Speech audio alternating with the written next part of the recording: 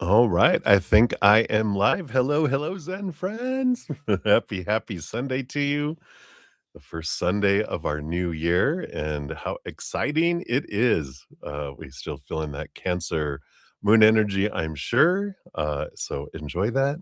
And as always, I'm excited to see what messages come from Spirit today.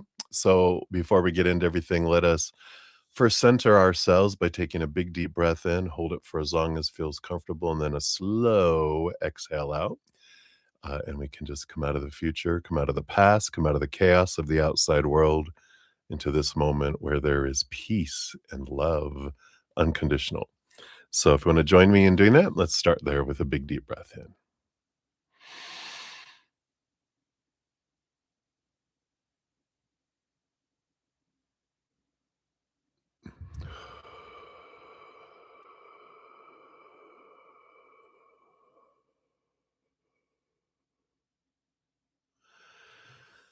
Beautiful, beautiful. Next, we'll use the singing bowl to bring in some beautiful energy, help us connect with spirit, raise our vibration. So we're at the frequency at spirit, so we can hear them clearer and clearer and clearer. So if you'd like to join me as I hit the singing bowl 3 times, we'll just imagine this beautiful waterfall of eternal, unconditional love energy flowing down into our soul, filling our hearts and our emotions, our mind and its thoughts and its stories, and our bodies with all its cells and everything else, and our energetic bodies too, our chakras and our meridians out into our auras, and then flowing out into the outside world, allowing it to do whatever it wants to do out there to help raise the vibration of the planet as well. So, uh, and of course, something that we can always do to help raise our vibration is gratitude. We talk about it all the time, which is focusing on one thing, one little thing we're grateful for in this moment, sincerely thanking the universe, thanking the creator, immediately begins to zip, zip, zip us to a higher level. And it magnetizes us to receive from spirit what we're grateful for as well. So it's always a win win, win win, win, right? All right. I will hit this. I'm not sure how loud it is. It changes every time I hit it. So mind your ears and the volume, and let us begin. Remember gratitude. Here we go.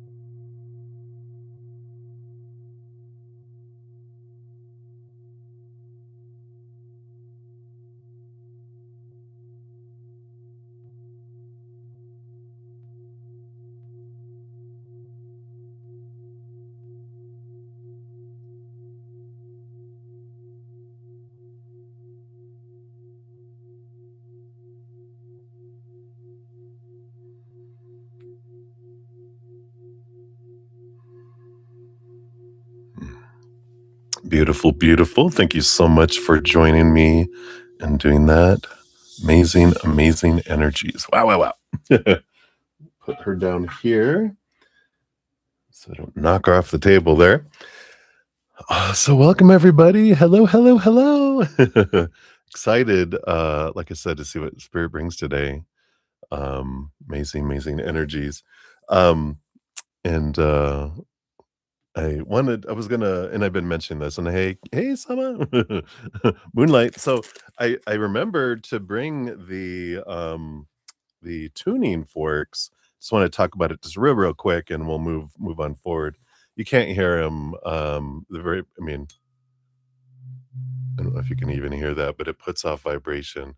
But these are the tuning forks that the ones I got. We got 128 hertz, and there's a 256, and then also a 520. Was it? Oh, 512 hertz. A little one here, and then this is what it's the Schumann resonance generator, which generates hertz. This is the one I'm going to try out, and I'll let you guys know how it is. The 7.83 hertz is the excuse me, the vibration of the earth, and it helps us sleep and helps us rest. That's what you can use for a deep rest, and it's all about electromagnetic wave generator. So I'm excited to use it and report back to you guys on it because my dad, as mentioned in a previous excuse me, a previous uh session, that my dad and my brother use those, and they said to give it a try. And so I am. We're gonna see what it does, and it talks about the different hertz because this you can actually change it here. So sorry, I have a tickle in my throat. Let me throw another lozenger. It's gonna be up to almost 70 degrees here today. Welcome to winter in Colorado Springs. So I think my allergies are going actually no. So sorry. Hack, hack, hack. But where is it at? It's on one of these pages here. It's the hunt. Oh, here it is. So it has like 174 hertz, helps relieve pain and promotes bodily self-healing. And the 285 hertz promotes tissue repair and recovery. The 396 hertz eliminates fear and guilt and promotes liberation. 417 hertz facilitates change, restores balance. The 528 hertz, that's a DNA repair, promotes miracles and transformation. And then you get into the higher ones is more kind of spiritual. The 639 hertz improves the relationships, promotes communications and harmony. 741 enhances self-expression and intuition and clears negative energy. So I'm excited to use some of these higher vibrations, like in meditations, and see where do I go. 852 elevates spirituality, promotes self-reflection and introspection. 963, which I think is the high. Well, I think this goes higher than that, but 963 promotes awakening, connects to divine consciousness. And then, of course, the 432 harmonizes with the universe, promotes relaxation in the body and mind. Then they mention here like the 10 hertz is associated with deep meditation and relaxation, and 40 hertz may be related to cognitive function and memory enhancement. Gonna just have that going on all day, right? But wonderful things, and so of course, everything is vibration, so it makes total sense, but I'm really excited to try them out, and I'll report back to you guys on how it's going with them. And, anyone that's having any, wanting to try different, like, medicine-free kind of approaches, um, highly recommended by my pops and my bro. So, uh, definitely we'll see what's going on there. All right, everybody. Well, that was the blah, blah, blah. So welcome, welcome. We'll get into the readings here in a sec. Thank you again for being here and for all the thumbs up already. It really helps spread the Zen love. It's a way you can show my channel some love and me some love, and it's absolutely free, which is a great price, but it is allows you to be part of this love tsunami because it does hit the algorithms. It does allow the videos and different things to get in front of more people to share that love. So thank you so much for doing that. I'm very grateful. If you're new to my channel or new to these readings, hi, I'm your Buddha Zen, your Buddha from a different Buddha. And we're here to spill some tea through with spirit. And if you want to know how the whole process works, it's all down in the description box of the video, but basically free readings are first come, first serve. Pull 1 to 2 cards for the free readings. If anyone makes a donation, I do honor that energy exchange. Prioritize those, step out, we dive deeper. That's when we get into the spilling the tea. meaning we pull more cards, more tarot cards. You also get a fortune cookie of some kind, an oracle card. Today, for everyone's first one, we're gonna finish up using the Moonology um, oracle. And then if you make more than one donation, then we move to a smaller deck that's a little shorter definitions or explanations of the card. Um, if you want to make a donation, you can use the super chat down at the bottom or in the description box. We do have the Venmo, Z Cash App, Z PayPal, and Square as well. So if you want to, um, make a donation, whatever you give from your heart is the perfect amount. I don't have set amounts right now. So whatever you are able to give is perfect. I know everyone's finances are different. The rate of exchange is different. The cost of living is different across the world. So whatever you give is perfect. Um, if 2.5 hours in, well, Sundays are a little different for now. I have an announcement to make here in a sec. But today, whatever I don't finish in the first 3 hours, then I will make sure to come back and complete all readings today. I have been for a while completing all readings, even going 5 or 6 hours on some sessions. So, um, but we will definitely try to get to everyone today, and we will get to everyone sometime today. As long as you put your question out there, we'll get to that. At the end of each session, I do post a pinned comment listing the order, not so much the order, but I put donations and free readings, and those are in order. And I put the timestamp, so you can always come back and click on that, and that will go there as well. I am going to use the deck, the Lunar Tarot. I'm still going to use the Lunar Tarot to make sure you get a moon card for sure. You're so funny. Um, and yeah, so there we always have that pinned comment there. We had the giveaway yesterday for the full moon, and of course, we have here right here is Summer, uh, Moonlight. 5 is your real name. Well, what your given name. The Summer 27, of course, is your YouTube ID. But congratulations! I'm so happy. Of course, a Cancer moon sign wins the 30-minute personal recording or the Hedge. On a Cancer full moon. Can't make it up. I loved it. I was like, "Alright, makes sense to me, spirit." I use a number generator and Google number generator. I just see how many entries there are, put it. If it's like, I think there was 9 people that went into this reading. I just do 9, and then I'm like, I hit it 9 times. Whoever the ninth one is who I select. If there's, like, more than there, like, if there was 13, then I add 1 plus 3 is 4. I hit it 4 times. So there's a little method to my madness, but it's all, um, you know, random. It's a random number generator and Spirit. So Spirit and Google are the ones that choose, and that's how it works, in case you guys are wondering, behind the scenes. So very happy about that. I didn't record the new moon, um, giveaway yet. Every full moon, new moon, I have a giveaway, but that'll probably come out tomorrow, so be on the lookout. If you're subscribed to my channel, make sure your little notification alarm bell set to all so you get notified when I put out the new videos announcing new drawings and the winners as well.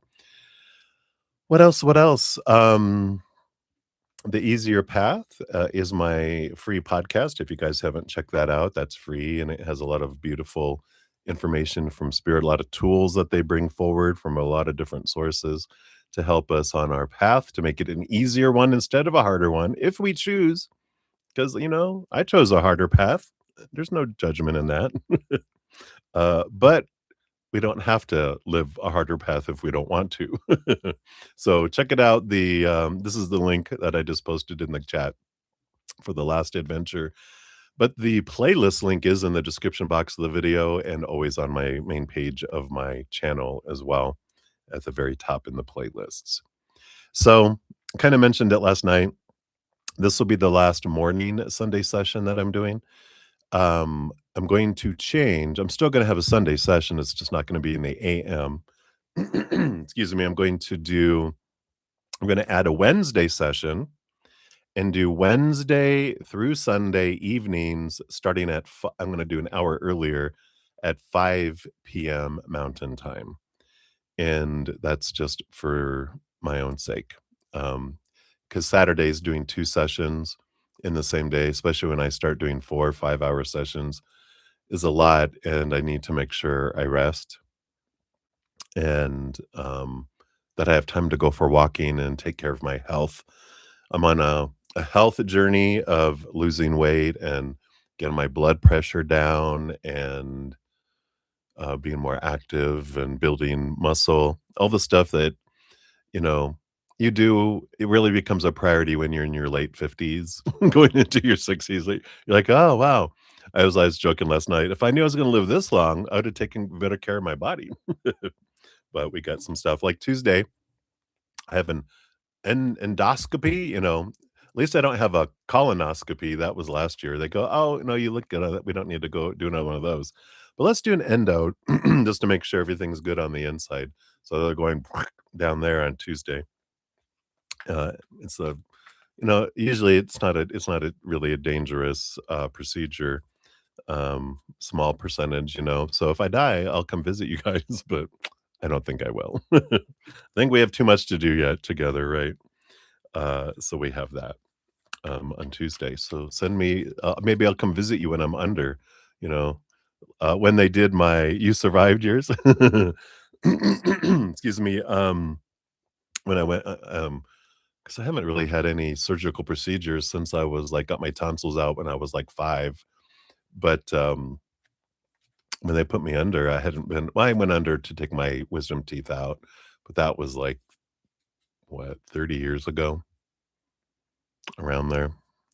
Um, maybe a little, around 30, but, so when they put me under for the colonoscopy, I went somewhere because when I was coming out of it, I felt I was coming back to this blue planet. I was like, and then I came down and then I woke up and I was like, where did I go? I was off planet. Maybe I was off on the moon, but I was there. You weren't even in a, ugh, bah!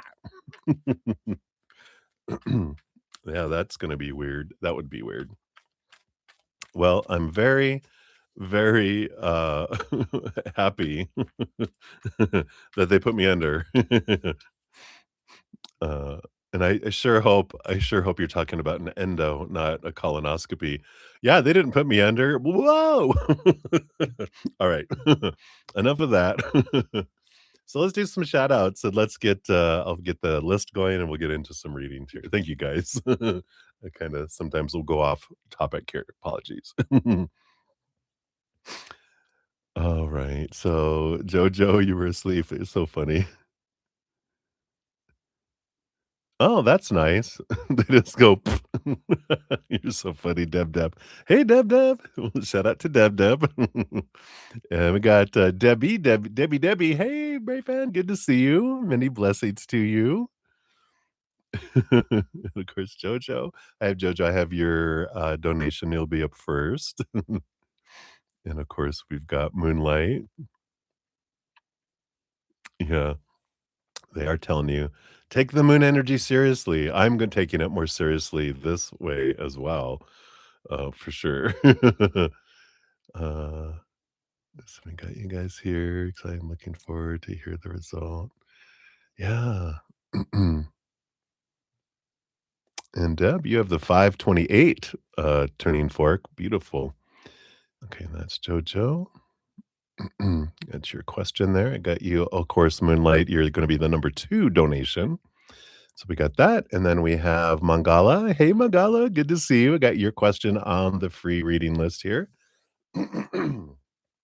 Excuse me, and then just Janelle. Hello, hello. We got you on the free leading list, or a reading list. And we got Swaroop Bobby in the house. Hello, hello. We got you on the list, and Eagle. We got you. Hello, and Minu Uplifts. We got you on the list too. So we've got those free readings there. And we will do that. You always make sure to do the upper first. Yeah, please. If they're using the same tube, yeah. That is funny. Fun, fun, fun. Always the fun things to do. Yeah, Debbie, it has been a while. I see you when you post love and light and then you disappear. Or you might still be watching, but I do a shout out to you. I did finish that book you recommended, the 10 things, the 10 most important things, or the people the dead want you to know. A wonderful book. I'm gonna be bringing some of that stuff into some of my podcasts coming up, or I might be doing some sort of Zen bite kind of stuff later this year too. Gonna ease in to doing a little more, but trying to do it in a balanced way this time. I just died a little. You guys are funny. Yeah, 10 most important things dead people want you to know. Yeah, by Mike Dooley. I know his last name's Dooley, Dooley. If anyone, it's an amazing book. If you guys want to check that out. Hey, Tim Jillajum. Hello, hello. Good to see you. Hanging out this morning. Welcome, welcome. All right. Well, we do have the list is all created here. So cheers, everybody, and we'll dive into some messages from Spirit here. Yum, yum, yum. All right. So, like I said, I am going to be using the lunar tarot still this weekend because of the Cancer full moon in honor of her this weekend. And then I have I wouldn't say a bunch, but a few new tarot that we'll be introducing in coming up in the future next sessions. They had some good Black Friday deals, and sometimes I just can't resist. Okay, I seldom can resist, but I'm excited. All right, we are set to go. So let's dive in, everybody. Cheers. All right, so Jojo, you are up. Look, 2222. Wasn't even planning it. I just love it. Here we are. Here we are. Let's give your donation a love and a like. Thank you so much for that. And I mentioned earlier that I am going to be moving my sessions to starting at 5 p.m. And I know some of you guys on the other side of the planet that sleep normal hours. It might be like a little in the middle of the night for some of you guys. What I'm going to do though is is part of my morning routine when I post my little social media posting that I do every day that reflects on my podcast. I will create the session for that evening in the morning, my morning. And that way the chat will be out there so you can always put your questions, put out your free questions, your donations, whatever you guys want to do.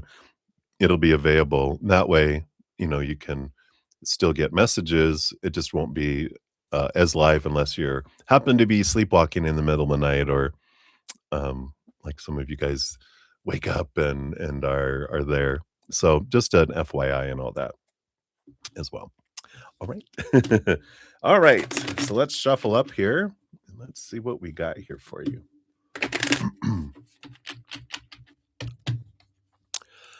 All right.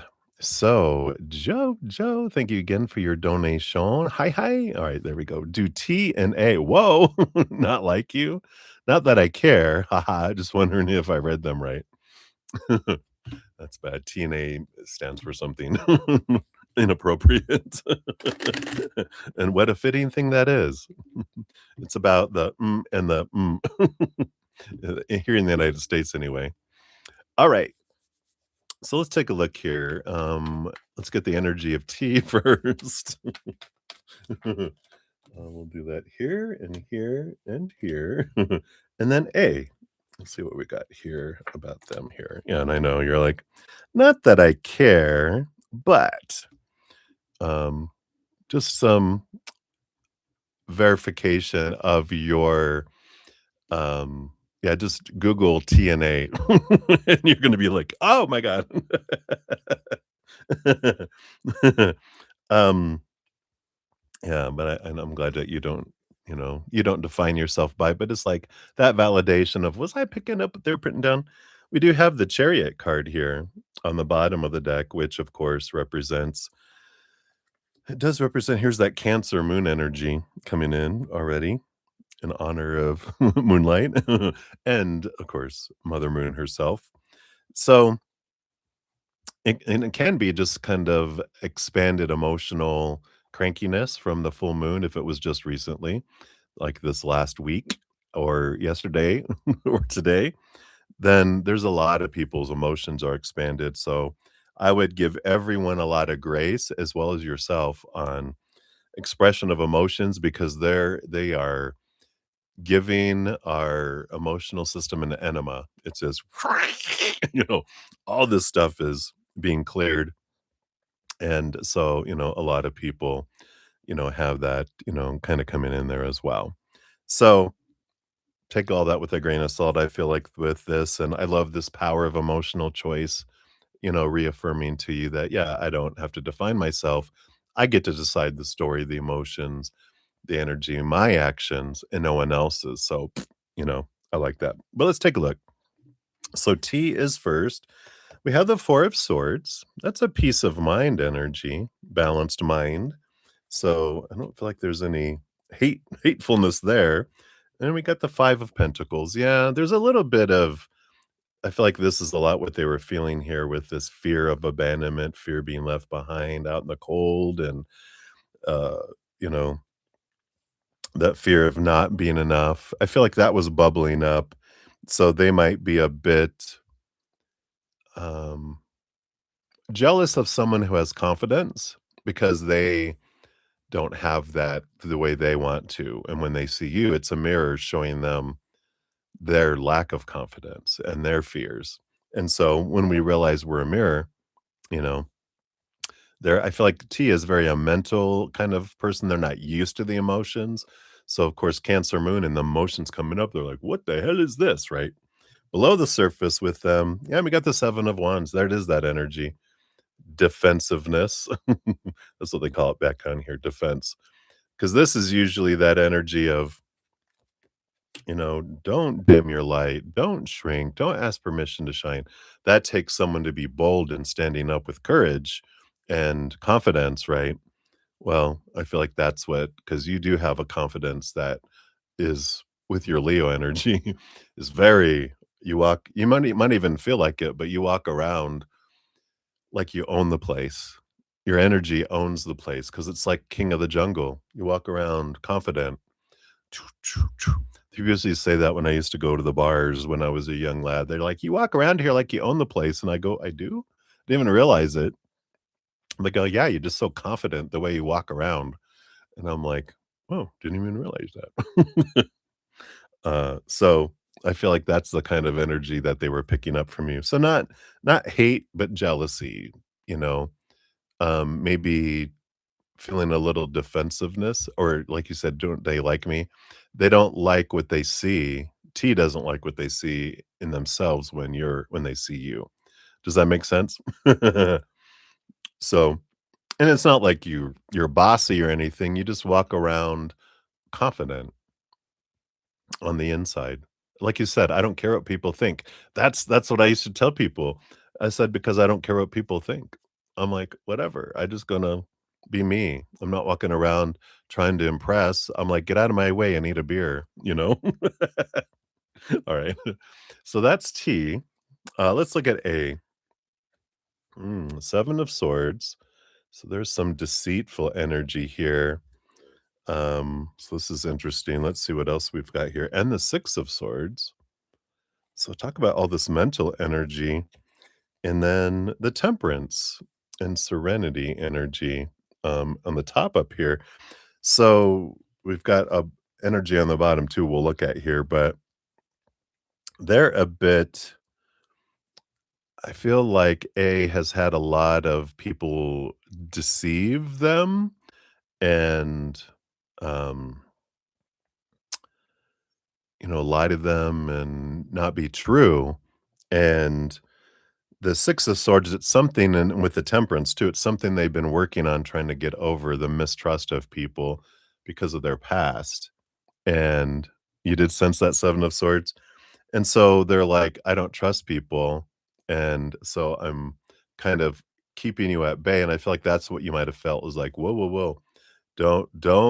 Don't move suddenly, you're gonna freak me out." You know?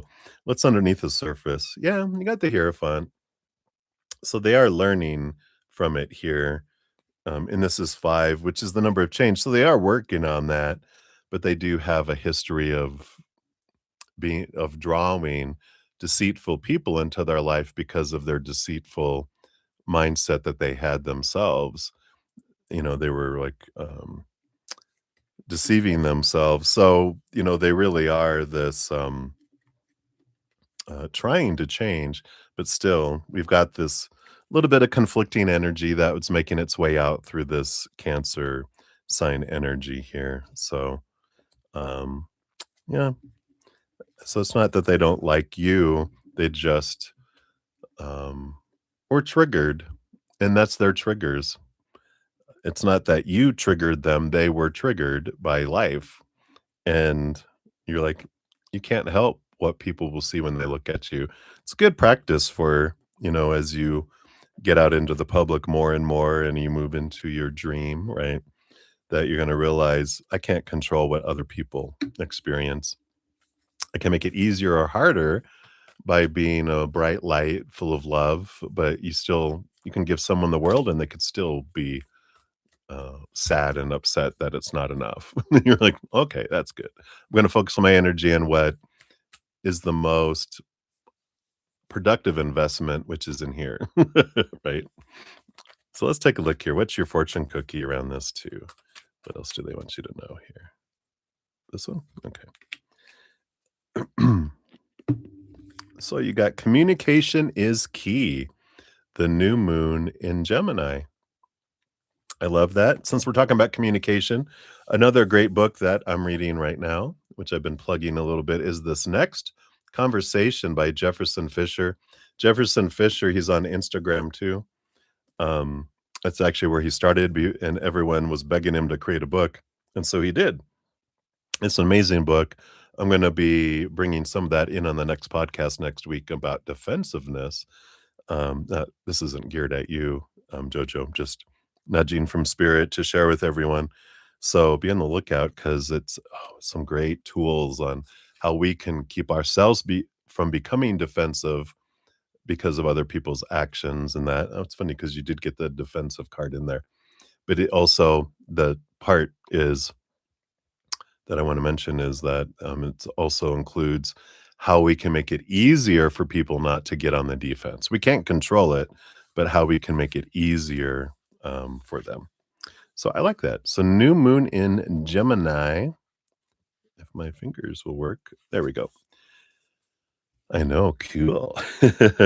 So if you want to, if someone can afford a book right now, definitely check out his Instagram if you have access to Instagram because um, he has a lot of great little snippets in there, and that's the book is basically him, including all the story behind the snippet that he does on communication. It's great. He's so good. All right, so this card here it says a successful relationship usually comes down to one thing: communication. And the new moon in Gemini card is all about the start of a new cycle for communicating with the person at the center of your question or persons. Talking things through is the answer to whatever it is you're asking about. If you can't talk to that person, you can journal about it to yourself. Emails, text messages, and all other forms of communication will also help you now. If the issue you're asking about concerns a sibling or a neighbor, there's a new start coming, a time to wipe the slate clean and start over. This card could also suggest you've been too frivolous lately and need to get grounded again. But most importantly, drawing this card emphasizes the need to communicate.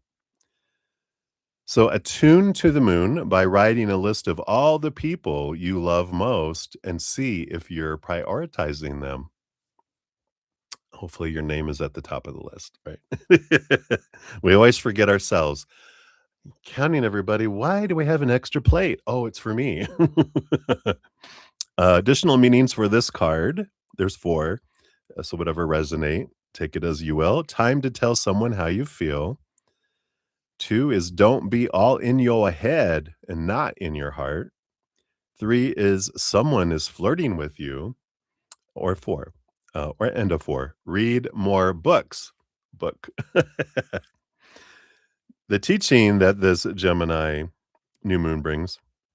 Gemini is the sign of communication and socializing of ideas and travel, and the energy around it and around this card, no matter when you pull it, is speedy, gossipy, and flirtatious. The new moon in Gemini is a wonderful time to get out and socialize.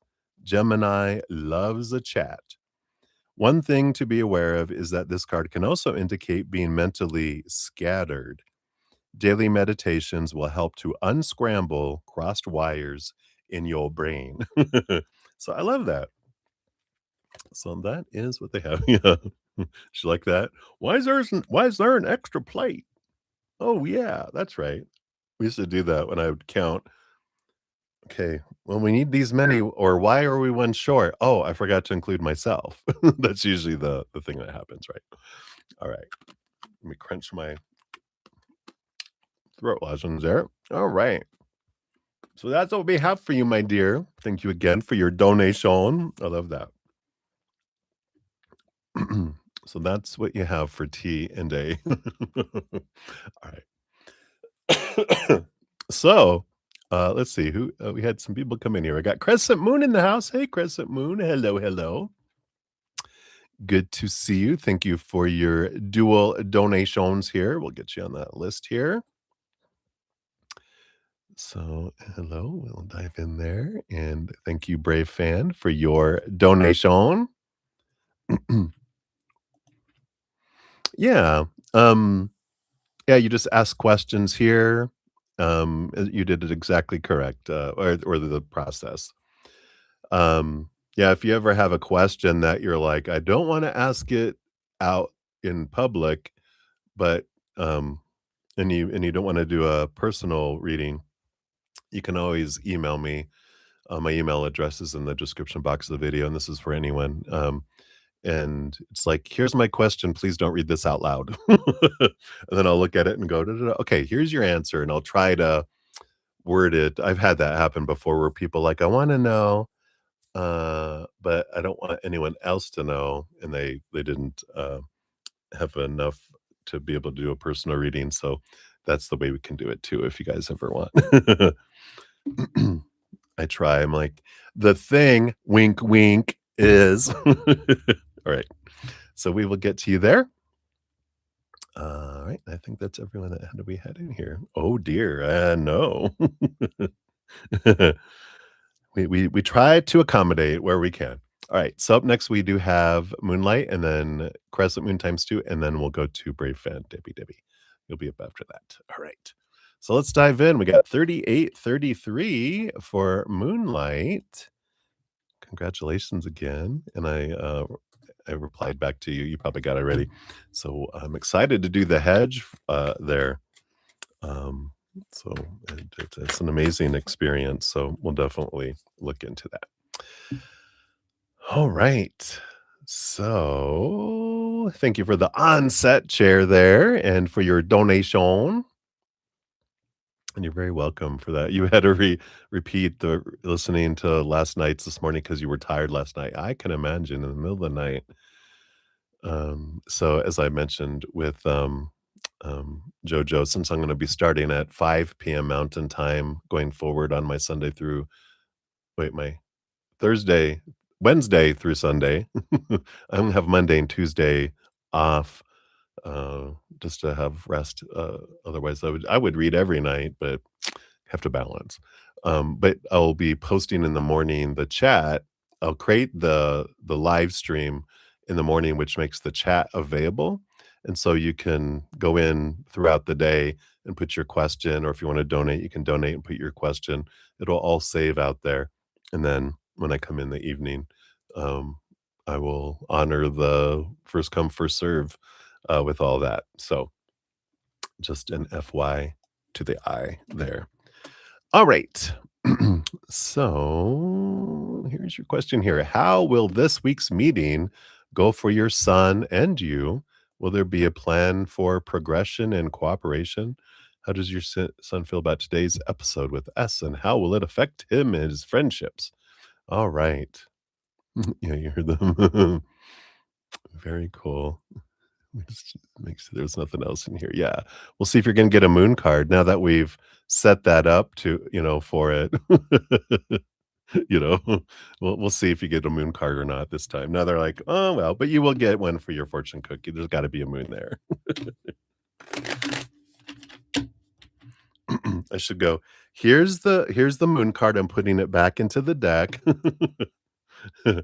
Alright, I'll even do it like this, right?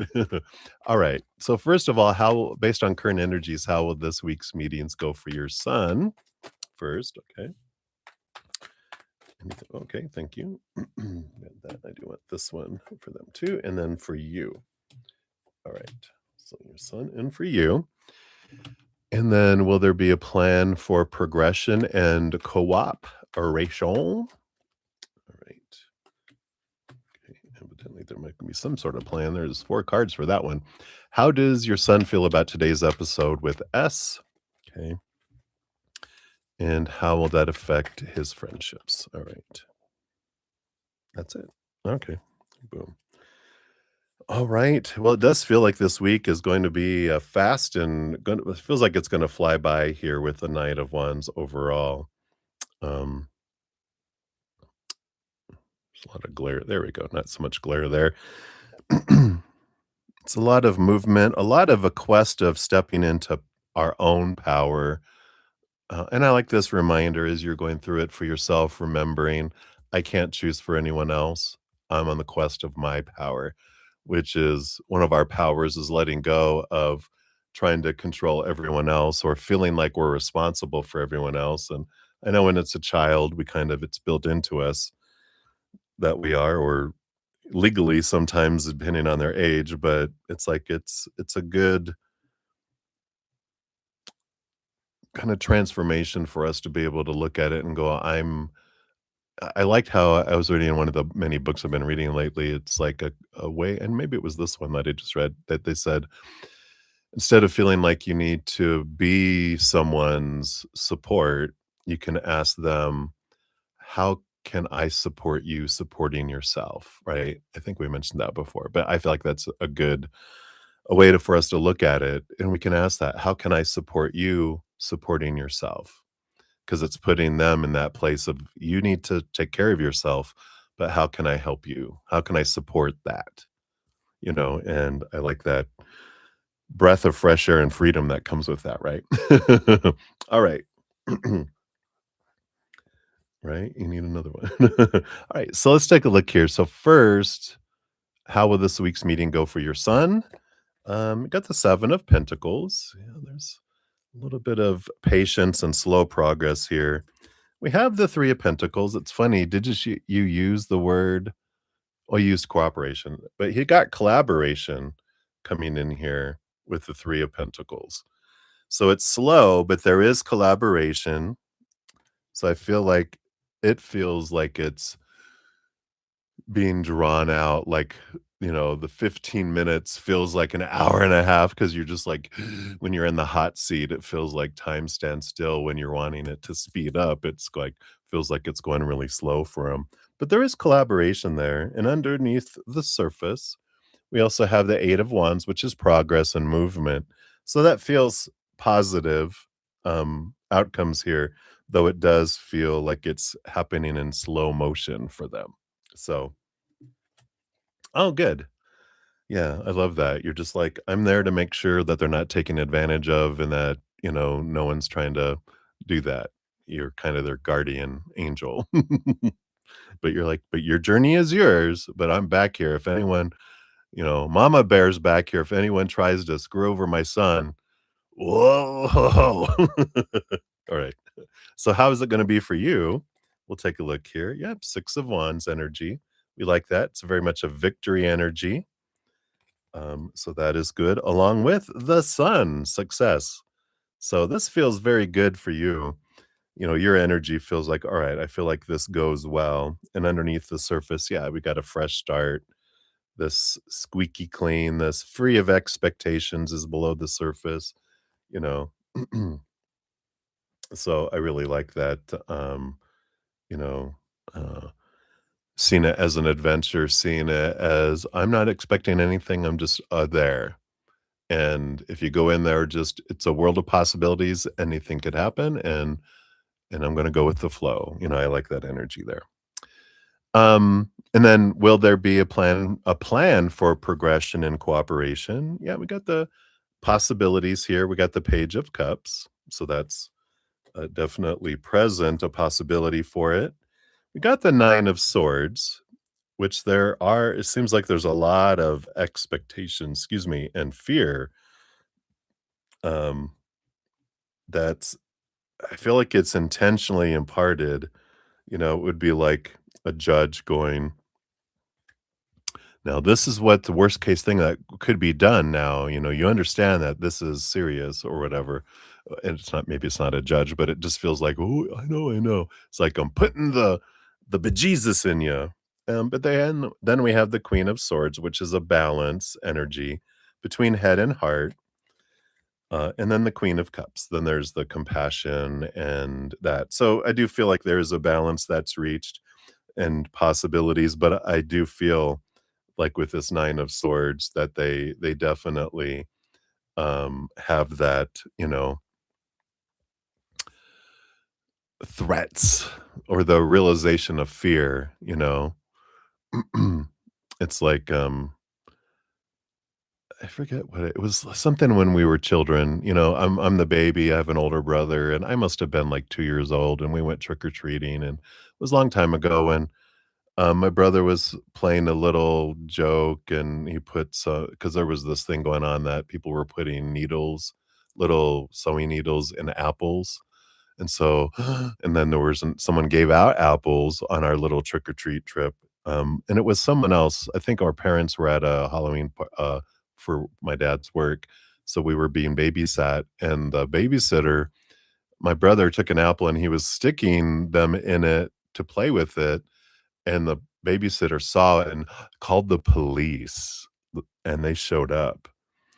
And I'd already went to bed. I mean, I was a 2-year-old, so I was in bed, but they woke me up to take me out and sit me on the couch with my brother, and the police officer were, "This is really serious," like, they scared the crap out, like, Scared Straight, like those, movies, and, yeah, it's kind of a last chance, right? And so they're like, and they're like, putting the fear in them there, right? So it's just a little blurry. Sometimes it needs to reset there. Okay, maybe. Anyway, that's what I feel with that. And then how does your son feel about today's episode with S? Yep, the hermit, this desire, to be alone and to kind of spend some time alone. This desire to kinda hermit and run in a way. Yeah, the Nine of Pentacles too, which is like the hermit energy that comes in here. I know trauma at the age 2. Bad boy, what you gonna do?" But then there's also the Magician, and then the number 1 energy about, "I'm gonna step into my own power." I just feel like they kind of feel withdrawn and they just wanna step into, "I gotta find my power," like the king, like the Knight of Wands, right? This is the quest for stepping into our power for the Ace of Wands, and really, I feel like there's this it's part of their shaking and the rattling that's going on of going, "I gotta take responsibility for what I do," and it's a good time to happen now instead of in their 30s or 40s, right? When the repercussions are even bigger than they are when we're younger, so, I like that for him, and then how will it affect his friendships here? We got the Four of Swords. It's called Sanctuary, which is this rest energy, and I normally this is like peace of mind. He's gonna give give them a piece of their mind, but I feel like he kinda backs off, especially with these hermit 2 hermit energies, and the Four of Swords, they call this the sanctuary, and I just feel like it's kind of withdrawing from some friendships and just trying to get a good inventory of what's going on in my life. What do I want? What do I don't want? And I feel like he's going to make some adjustments there. So I like that. He's learning to step into his power up and spit out anything that doesn't belong. All right. Let's see what your fortune cookie is here. Oh, no moon card. Oh, man. See, because we said it. Then the moon card's like, well, I'm not gonna that's an expectation now. I'm not gonna fulfill that. But you will have a moonology card, so you still have the moon present. Just put all these cards back in here. And of course, on the other side of the this deck here, all the cards have moons. So you got all these moons. The moon's always present in this deck for you. All right, let's see what your fortune cookie brings in here. So, all right away. Boom. You've got a new romantic cycle begins. You got the new moon in Libra. I tell you, you're going to get seen. Here's that house of relationships. So it says, give and take could well be the answer to whatever dilemma you're asking about. Compromise may be called for. So this might not be romantic. This might just be between you and your son, too, or you guys and another party. Relationships in general, it might be uh, facing this, of course.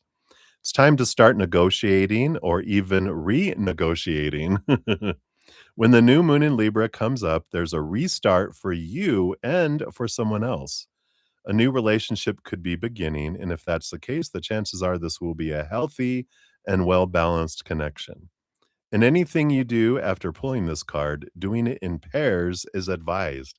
So there you go, going with your son, such as teaming up with someone in business or in your personal life.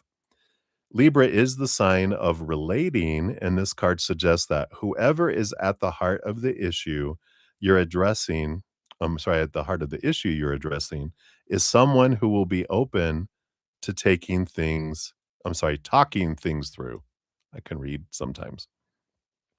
Avoid being selfish. It won't get you anywhere at this time. To attune to this energy, reach out to someone and let them know you care. Maybe just need to let your son know that you care. Additional meanings for this card, if they resonate, four of them. Number one, feel more, think less. Uh, Number two, marriage or engagement is on the cards. Number three, a legal matter will go your way. Booyah. And number four, pay some attention to your appearance, but don't be all about appearances. The teaching from this card says Libra is the sign of love and harmony, negotiation, and relationships. It is harmonious, kind, and luxurious, and always aiming for balance. So when we have the new moon in Libra, or at any time you draw this card, there's a restart possible for anything and everything connected to partnerships, negotiations, appearances, and justice. Remember that Libra is depicted by a set of scales. This energy wants to bring things back to equilibrium. Hallelujah, right? I like that. So I wasn't paying attention down here. What did you say? It's not easy for him. And I was like, okay, what? Is that impossible? Must be because it was about your son, not you. But I like this energy coming in here, especially Libra being also about justice and balancing equilibrium. So very positive energies. Yeah. It's like you can't make it up. So obviously, uh, very supportive energy. So I love that for you. So many blessings to you, Moonlight. And I look forward to you'll get an email tomorrow when I start the hedge. I assume you wanted to start right away. I will start that tomorrow. I'll send you the introduction email and we'll get that hedge going. It's a beautiful, powerful energies. All right. So we will continue on here. Let's see. Wait, let me make sure no one else came in here. Simmer down, brother Zen. All right, there we go. So we have MM. Good. Like Campbell's soup. Hey, MM. Got your let's get your reading on here. There we go. We got ears there. And Rocky Mountain Dad, woo, God, whatever energy was going on leading up to this full moon is passing. You really had a lack of good sleep for a few nights. Sleep well last night, finally. I know, right? I can imagine. Well, and Ateshi Singh too. We got you. Hello, hello. We'll get you onto the free list here. All right. And Olivier Vagara. Hello, hello. Good to see you, my friend. And here is your question. We'll get that in here too. All right. Love that. Strawberries and sunshine and honey and coffee and gratitude. I love it. All your emojis. All right. So let's dive back in here. Thanks, guys, again for all the thumbs up. Does help spread that Zen love, and I'm so grateful for that. All right, Crescent Moon, you are up at 5607. Sorry. Here's your first one here, your first time stamp. Of course, we'll circle around for number 2. So thank you for your third eye, private eye. So good afternoon to you. Spilling the tea with Brother Z. So a reading on Sag for today and every day this week. Absolutely. So cheers to you. Let's take a sip of the coffee here. Or the mushroom tea, whatever that is. Mushroom mix drink. All right. So for today, what is going on with the Sagittarian? What else for today? Okay, these 3. All right. And then for every day this week, let's take a look. Monday, Tuesday, Wednesday. Monday, Tuesday, Wednesday.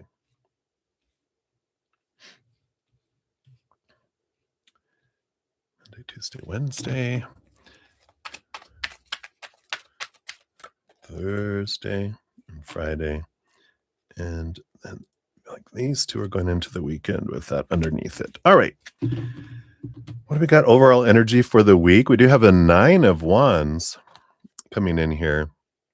And so there's a bit of energy, of course, with this wanting to, they've been having all this energy and all this plans and all this movement and trying to do all this stuff. This week for them is about persevering and keeping to it, not giving in to the pull of the boundaries that he's putting up, but also these plans that he's had. I'm going to continue my workouts. I'm going to continue eating right. All these New Year's resolutions, I'm going to keep them going. I'm going to do it. I'm going to do it. That's the kind of the energy that they have around it all. For today, we do have the Lovers card. Did we get this yesterday that they had this going on? Because I do feel like it's emotional choices today. And I do believe we got this when we pulled yesterday for Friday, Saturday, and today. I feel like they got this too. Something along this, but it's not about romance. This is about dealing with someone and dealing with their emotional choices and putting those boundaries down. Like, there is a focus of communication with someone. Let's see the 3 cards below that here for today. And we got the Page of Wands. So there is heightened action in that. We also have, the Emperor, authority, me deciding what I want to do and clearing the throne room of everyone influencing me, telling me what to do, and me putting a plan together and putting action behind it. And they have that Page of Wands there. Yeah, and a 6 of Cups. It is child energy, so I do feel like that's mom that they're interacting with today. And I think we talked about that, right? Wasn't today going to be the day of apology and for how I snapped and over course corrected with my This is my last word. No. instead of a calm no. And but then also talking about boundaries and talking about how they want to interact going forward. So I like that's what's going on today, and because they really need to get that off their chest and get off their mind, because that's been bugging them for a couple weeks, I feel. For Monday, as we go into that, we do have the 4 of Cups. So they're contemplating a lot with this here. And there is this energy of kind of stagnancy and this, but actually, that's a pretty good thing for them. I feel like that's kind of like a pocket of rest for a moment emotionally. And I feel like after they got that off the chest today, tomorrow it just kind of feels like, all right, balance. Because if we stay in that balance too long, then we get stagnant. But I feel like there's been so much turmoil and they've been going through all that interactions that now I feel like they're reaching this emotional state of balance tomorrow. Tuesday, they go into the Two of Pentacles. Balance. It's actually done here. So balance of the outside world. Monday starts with the balance of emotion. Then it leaks out into the outside world where balance seems to be coming about in their physical world, meaning job, work, activities, everything else, everything by the holidays and by the on the other side of the drama and trauma and all those things. And so I feel like they're in a good spot for Tuesday. Hump day on Wednesday, we got the 7 of swords, yeah. So here's deception. Here's this where a little bit of conflict comes in. What is this about? Because I feel like it's more so not, well, it is a little bit about the people that he's doing boundaries around, that they're pulling some shenanigans. It took a couple days, but then now they're testing the boundaries, right? And that's why the perseverance. Okay, thank you, spirit. Like, that's why the perseverance. I'm like, "Oh, yeah, that's right." It's the this is when they're like, "Here's here's the line. Oh, really? I'll just step right over it. Here, tippy toe." And they're like, "Snap." No, they don't do that. They're just like, "But no, I know this is new, so I'm going to, just reiterate that this is what I want." So I feel like Wednesday is the day they have to kind of reinforce that boundary and keep going through with that. So I like that. Um, Thursday, we have the 5 of Cups. Yeah. So there's a bit of sorrow, a bit of, I feel like some of the results of these boundaries is rejection, right? Because Mama and some of the other ones, and I said mama just shot a man, but not him. But it's the manipulation, you know. Um, I act sad first as mom and some of these other people, but act sad. Oh, it's because I'm a horrible mother, right? That you want these boundaries, boo hoo, trying to get them to, oh, no, no, no, never mind, um, no, it's not about you, it's about what I want, what I need. And then, if that doesn't work, then the anger and the rah, rah, rah, rah, rah, the dragon comes out. And if that doesn't work, then the rejection, the hanging up, and the, well, fine, then why you just, I'll just go my way and you can go yours. That's what I feel like there's some of that kind of comes out and happens. And I feel like there is this with some of the other people in relationship that are friends of mama or connected to her, and they're taking sides against him, and they're just like, "Well, why didn't you just go do you then?" And I feel like there's a lot of rejection. That's why there's this absence feeling on Thursday because of Wednesday and Thursday, but that's that perseverance. Again, this trying to manipulate to break past those boundaries, and they're like, "I'm tired of doing that. I'm not gonna give in," but there are mourning the separation and mourning well, that's what has to happen, but, may they rest in peace. Um, Not in a death way, right? And then Friday, they are back to magician energy going, "I'm taking my life back," which is very, I always get that with them, right? That there's a couple days where, I mean, they're bzz, and then they boom, and then they're like, "All right, zip back up here," zzz, and they go until drop, and then they go up and zzz, and keep going. And that's what they do on Friday. Is they zip back and going, I'm the one that needs to create my future. I'm taking life into my hands and I'm persevering and moving through.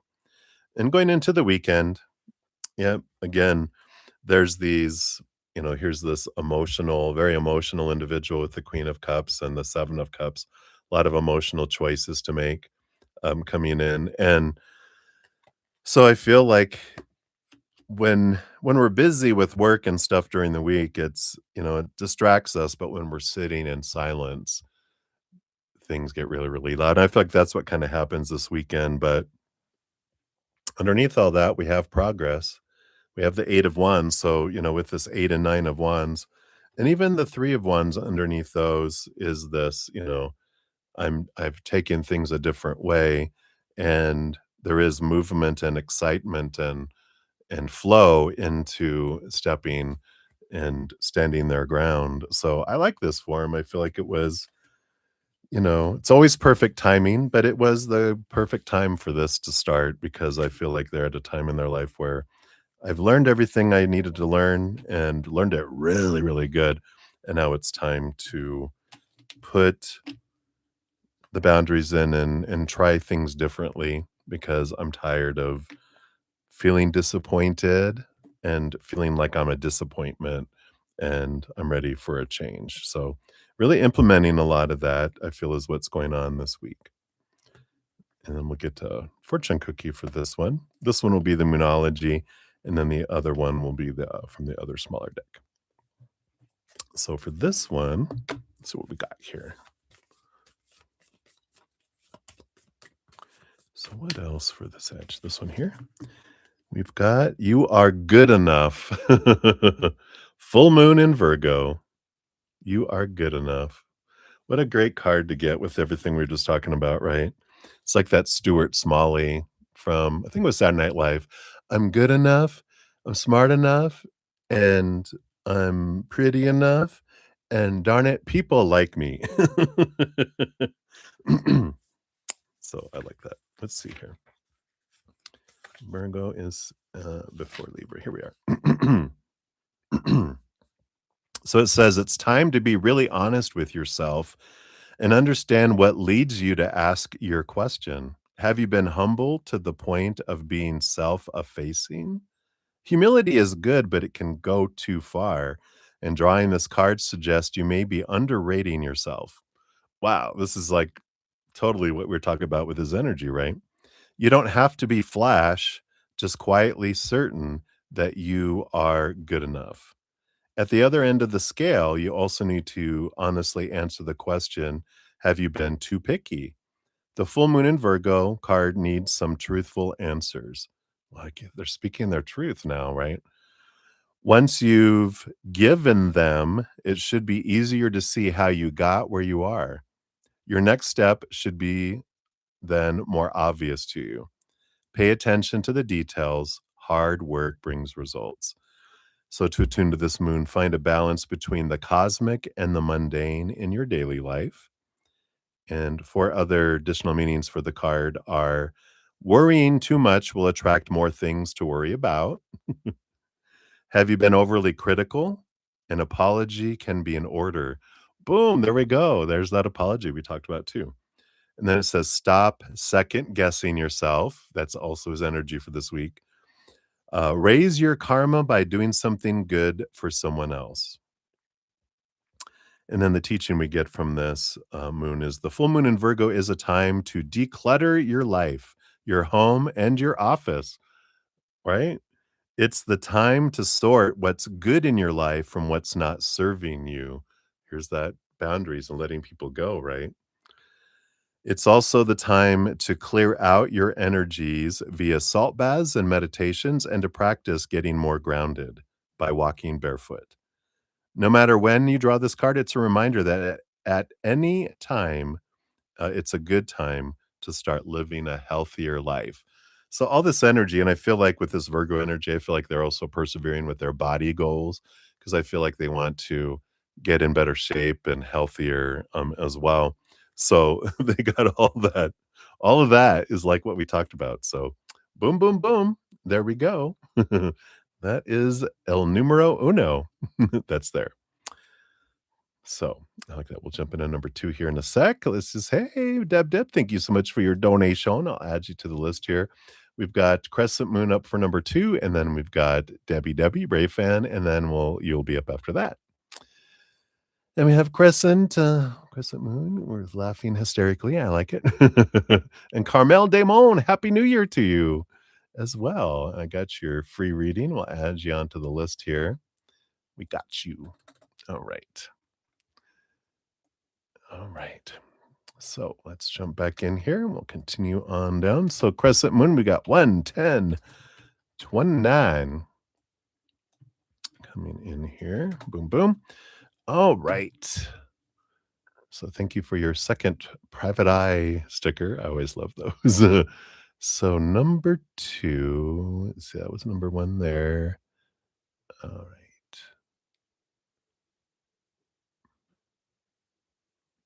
Oh, that was up there. Da-da-da-da-da. Okay, here we are. So deep dive read on Sagittarius communications and actions towards you in the beginning, mid, and end of January, as well as the beginning, mid, and end of February. What will this look like, and what is it that they will say? All right, let's take a look. Another cheers before we dive into that.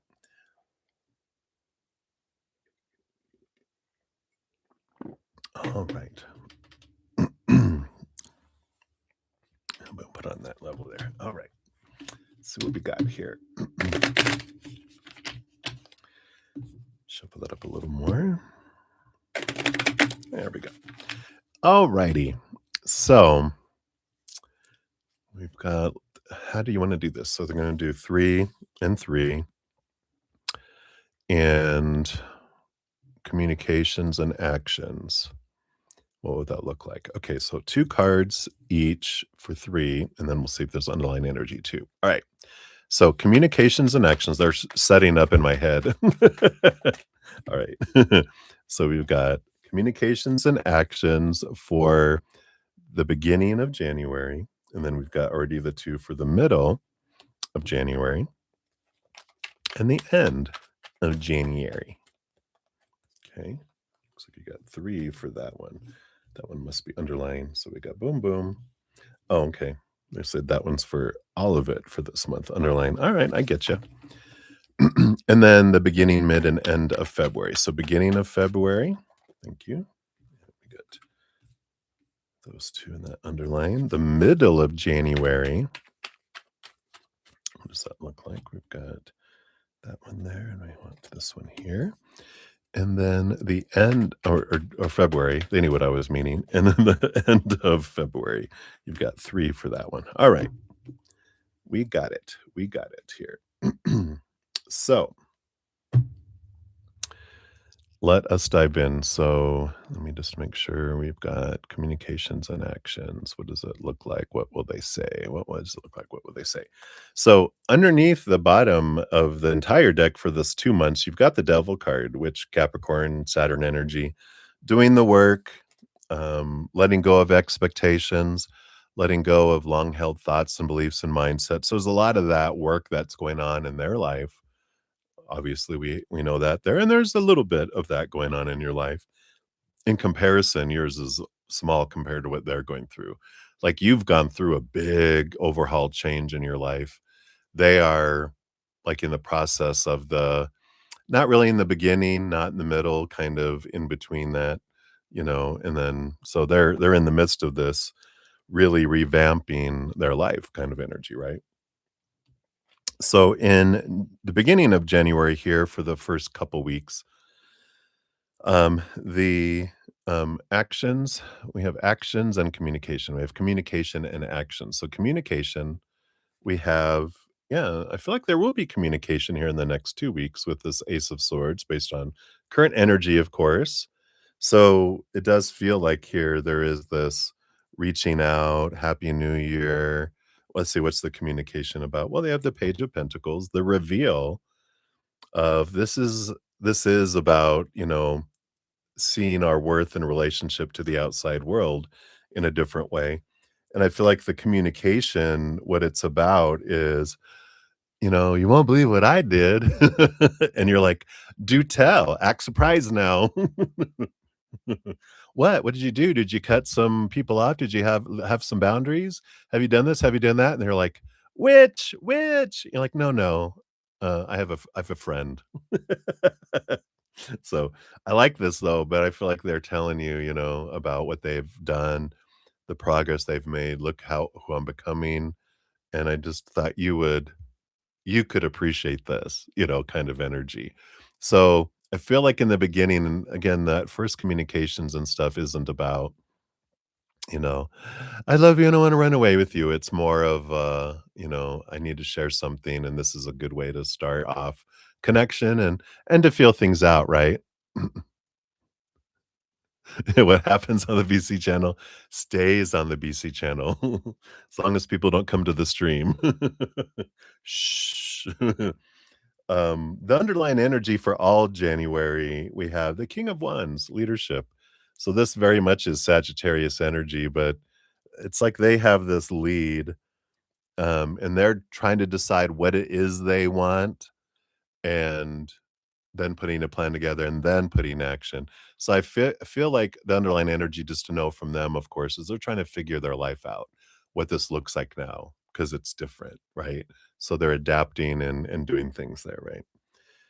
And then the middle of January, which would be the 2 weeks in the middle, right? They kinda overlap, like, the beginning of January is 2 weeks, the middle of January is, like, the 2nd week of the beginning in the middle, and then the end is the last, the 2nd one, blah, blah. You understand, it kinda overlaps. So, communication, what does that look like? Looks like there's a little bit of a pause, seeing things from a higher perspective. So, in Sagittarius style, ADHD, distracted, out of sight, out of mind, right? Their actions are, yeah, patience, here's patience and allowing things to grow, allow things to unfold. So I feel like for, the, you know, it might be like there might be a week of like no communication. Cause I feel like in the first 2 weeks, there might be some communication going back and forth and like a phone call, right? Kind of thing. And then some texting and, da da da. And then a week, the midweek of the month kind of goes crickets, which is their norm, right? And which is very ADHD too. Something, and I think I talked about this before, something I learned with my host who has ADHD, and my dad has ADHD.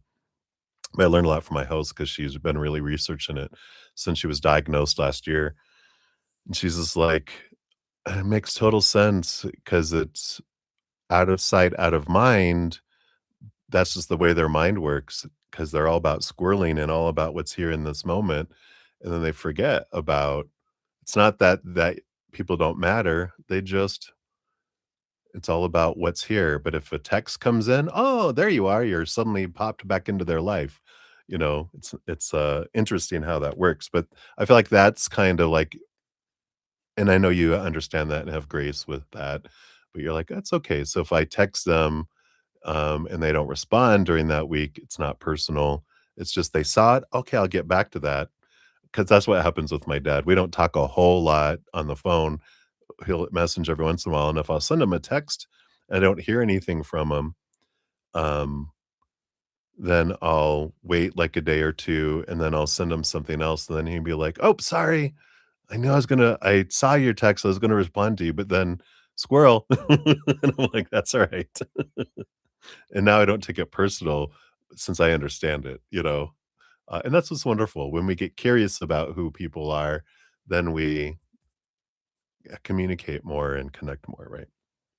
Anyway, and then the last, uh, 2 weeks of January, we got communication, we got the 3 of cups. There is this joy, this celebration. There might even be a gathering of sorts. Let me see here. What's the action around this? Yeah, the 4 of wands, another joy and celebration. They might even ask to go to based on current energies. I mean, this is all about party, gathering, community. They might invite you to this big gathering that's going on as a group. I feel like it's not it's like, "Hey, there's this thing going on," or, there's this wedding or there's blah, blah, blah, you know, you'd like to come hang out? Um, you know, not a date, you know, it's just, you know, we're just all getting together and I think you like that you'd enjoy it or whatever, and you're like, "Sure," or not. You might be like, thanks for the invite. That's not really my thing," depending on what it is, but it feels like it's a joyful celebration of some sort that happens there. So, that's what I feel there. Then the beginning of February, communication, what do we got? We got the Knight of Cups. So maybe there is a little movement of emotional communication here. So I feel like they um, might be sharing here a little bit of more emotion than happenings and stuff in their life. The kind of the actions and concept we have the Hierophant, which is joining together energy, but the Hierophant is kind of like this is what I've learned kind of energy with the Knight of Cups. And, you know, this is what I've been going through emotionally and um this is how I look at love now and da da da da. So I feel like there's a little bit more bearing of the heart. You know, it's like this first month is more of this sharing external, look what's happening, look what's been going on. Here's some history. Here's the story. Here's this, here's that. And, you know, hey, want to go hang out? And then, you know, interacting a little bit. And then the first couple weeks of February are more, hey, you know, talking about the emotional side. So bearing of the soul, bearing of the heart a bit. I don't feel like it's to this point yet. I feel like that again, there's this it's is like a slow movement into feeling things out. And I feel like they're listening to what you're saying and responding and what you're sharing from your side. So I feel like being vulnerable and being open is very important for your side of the relationship or the conversation or both really, but for the conversation because you're going to be telling them information by what you're sharing. And so be vulnerable, be open, you know, be you, right? So I like that. That's the first 2 weeks. And then, oh, the underlying energy for the month, we do have the 10 of Wands. So there's a lot of energy, a lot of movement, a lot of action energy here. There's a bit of a transition energy that comes in. That's funny. You got King of Wands is the overall energy, 10 of Wands. So there's a lot of activity, a lot of, you know, go, go, go, go kind of energy that comes in here. But it's also a change of energy. And I feel like this is their energy changing from life is a burden to life is full and a blessing, and I feel like that's kinda what happens in February is they're in that I'm seeing that the changes I've been making, decision I've been making, I am living a happier life kind of energy. I also feel like there's equal attraction here in this month because you got 5 and 5, you know, coming in there. So it does feel like that there's this energetic, change energy of change that comes in here, in a positive way, but it's also attraction energy, right? And then the middle of February, yeah, the communication is there's a lot more communication. 8 of Wands is a ton of energy and a lot of communication of the the middle, which includes Valentine's Day. And I feel like I don't feel like they're like to the point where, hey, let's do something for Valentine's Day. There's nothing like that, I feel like yet. But I feel like there's um I want to keep in contact and busy with you because I don't want you to be going with anyone else and doing anything else on Valentine's Day. What are his actions? Yeah, the Emperor. I'm trying to make plans, I'm trying to figure things out, and I'm trying to, um what was it? Yeah, it's like the King of Wands energy. That's the same. I go, didn't we have the King of Wands, the Emperor energy already? That's like the January trying to figure things out. They're sharing a lot and communicating with what they're doing and how they're figuring things out and the plans they want to make and the action they're taking and really getting involved a lot in communicating that. But underlying the surface is that energy of I want I don't want anyone else to distract you from me. I'm not ready for that, but I also don't want you to go anywhere, which is all right, you know? You're like, "That's all right. I ain't going anywhere yet. Don't push me though, mister." Um, and then the end of February, the communication, yeah, we have the 8 of swords. Again, we've got these 8 energies. The 8 is a flow of communication, equal on both sides, it feels like with this. So whereas we had that, that week of crickets in January, middle of January, I feel like it's been consistent since then. Maybe a little bit spotty, up until the middle of February, where it becomes maybe like the second week in February, it just becomes very, very, you're present in my life. You're not out of my sight. You're not out of my mind. Very much the opposite, right?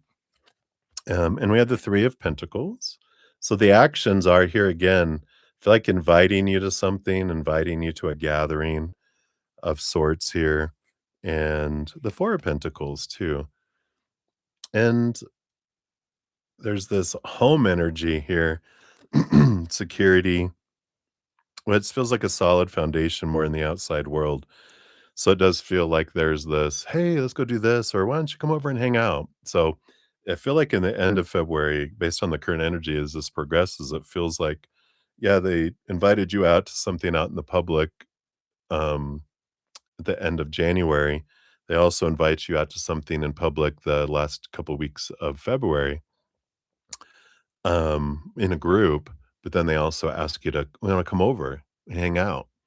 And this communication, what it looks like here, I just feel like it's more sharing and sharing and sharing more, a little bit more, a little bit more, a little bit more. But I feel like there's a lot of unspokenness about the elephant in the room. I feel like they're skirting all around it, but that's all right. If it takes some time to do all that to create the foundation, we allow it, right? And then when they're ready, they'll, you know, do that here. But I don't feel like it happens so much yet. The first couple weeks, and then the, Valentine's Day and all that kind of stuff. I feel like there's little references and little subtle, very, very subtle, hinty like things. Um, and like, well, maybe next year we'll go hang out on Valentine's Day. Oh, really? But not this one. So that's what we have so far there. Let's see what comes in here for your other fortune cookies here. But hopefully that gives you the clarity that you were looking for there. Story seems to be unfolding based on current energies. I like that it needed to happen this way, of course, perfectly, with them, getting those boundaries, putting these people that would, not that they hate you, they just don't like the empowerment that you give him, um, that you help them see, the mirror that you give him, showing him how independent he can be from them. That's a lot of ways that if you had interactions with those people, the mom and company, it's because you you would point out the manipulation and different things that are like, "Shush, don't be ruining our game." Excuse me. So, I feel like this was an important part of them needing to be, put at bay and have boundaries up so that, um, you guys could have a more pleasant interactions, right? Alright, very good. You're like, "Hell to the yeah." Exactly. Alright, let's see here. So one card, oh, so thick cards. Alright, so this one gives you 2 cards. You have the Power of Now is one of yours, which says, there is immense power in living in this present moment, right? Which we know about all that. It's like you're just kind of wanting a peek. You're just sipping your coffee, going, "Yeah, just what does it look like right now?" But I'm living in the now. living in the moment, not the future, not the past, but in the now. And I like that. And then you have placebo power is your more deep one here, or more extensive one, I should say. So it says this is advice from uh, the higher self, which says the placebo effect showcases the profound influence our beliefs and expectations can have on our physical health. It's the phenomenon where patients experience genuine relief from symptoms just by believing they're receiving treatment, even if it's a sugar pill. Drawing the placebo power card is a powerful reminder from your higher self about the significance of belief in healing and transformation. Trust in your body's innate healing capabilities. Align your thoughts and beliefs with positive outcomes, and you might just be astonished by the results. The mind and body are inextricably linked. Our thoughts, beliefs, and expectations can greatly influence our physiological state. The placebo effect isn't about fake treatments, it's about real changes that happen in the body due to the sheer power of belief. The concept pushes boundaries of what we know about the mind's influence over the body and highlights the importance of positive thinking. I like that because you can apply that, to any situation about whatever our belief is, um, which is what story we keep telling our mind. Our mind's going to reinforce that and show us only the proof that reinforces the story we're telling it. And then our energy, because of that belief and the emotion that we put behind the belief, draws in things that match that. It's like self fulfilling prophecies, right?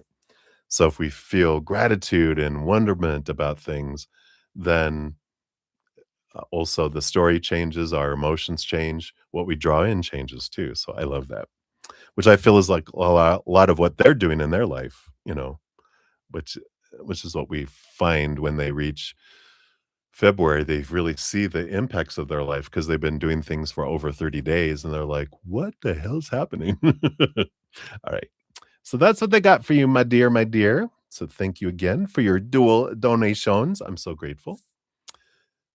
All right. And just a reminder, I'm going to put out communication on it. But starting Wednesday, I'm going to be live Wednesday through Sundays, just one session per day from starting at 5 p.m. Mountain.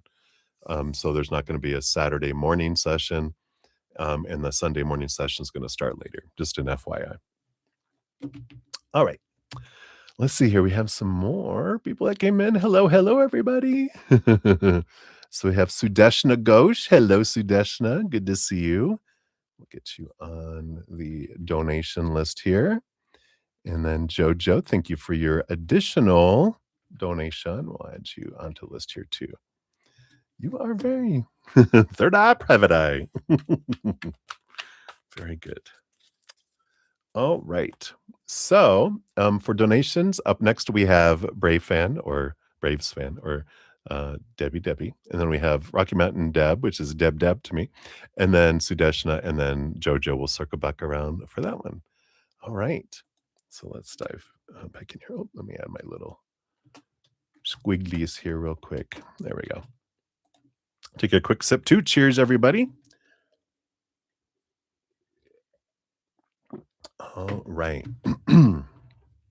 So, Debbie, good to see you. Let me do that correctly here. Let's see. Wow, I can type sometimes. All right, there we go. Here's your official timestamp when I first started trying to put it out there. So thank you so much for your donation. We'll give that a love and a like here. All right. And then let's take a look here. Okay. What do your spirit guides want you to know about having trouble? Oh, you're having trouble hearing them this week. Probably it's like such a loud volume with this Cancer full moon energy. You're probably like, oh my God. It's like when something's so loud on a speaker, it's like, I hear you speaking, but I can't make it out. It's like going through McDonald's or whatever. And you're like, "What? How may I help you?" "Oh, okay." So let's take a look here, see what message they have for you, my dear. All right. So what would they like you to know? All right, they want that there. What else?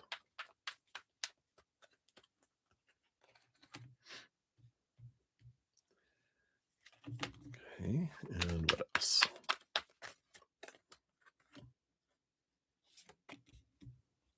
All right, I did there.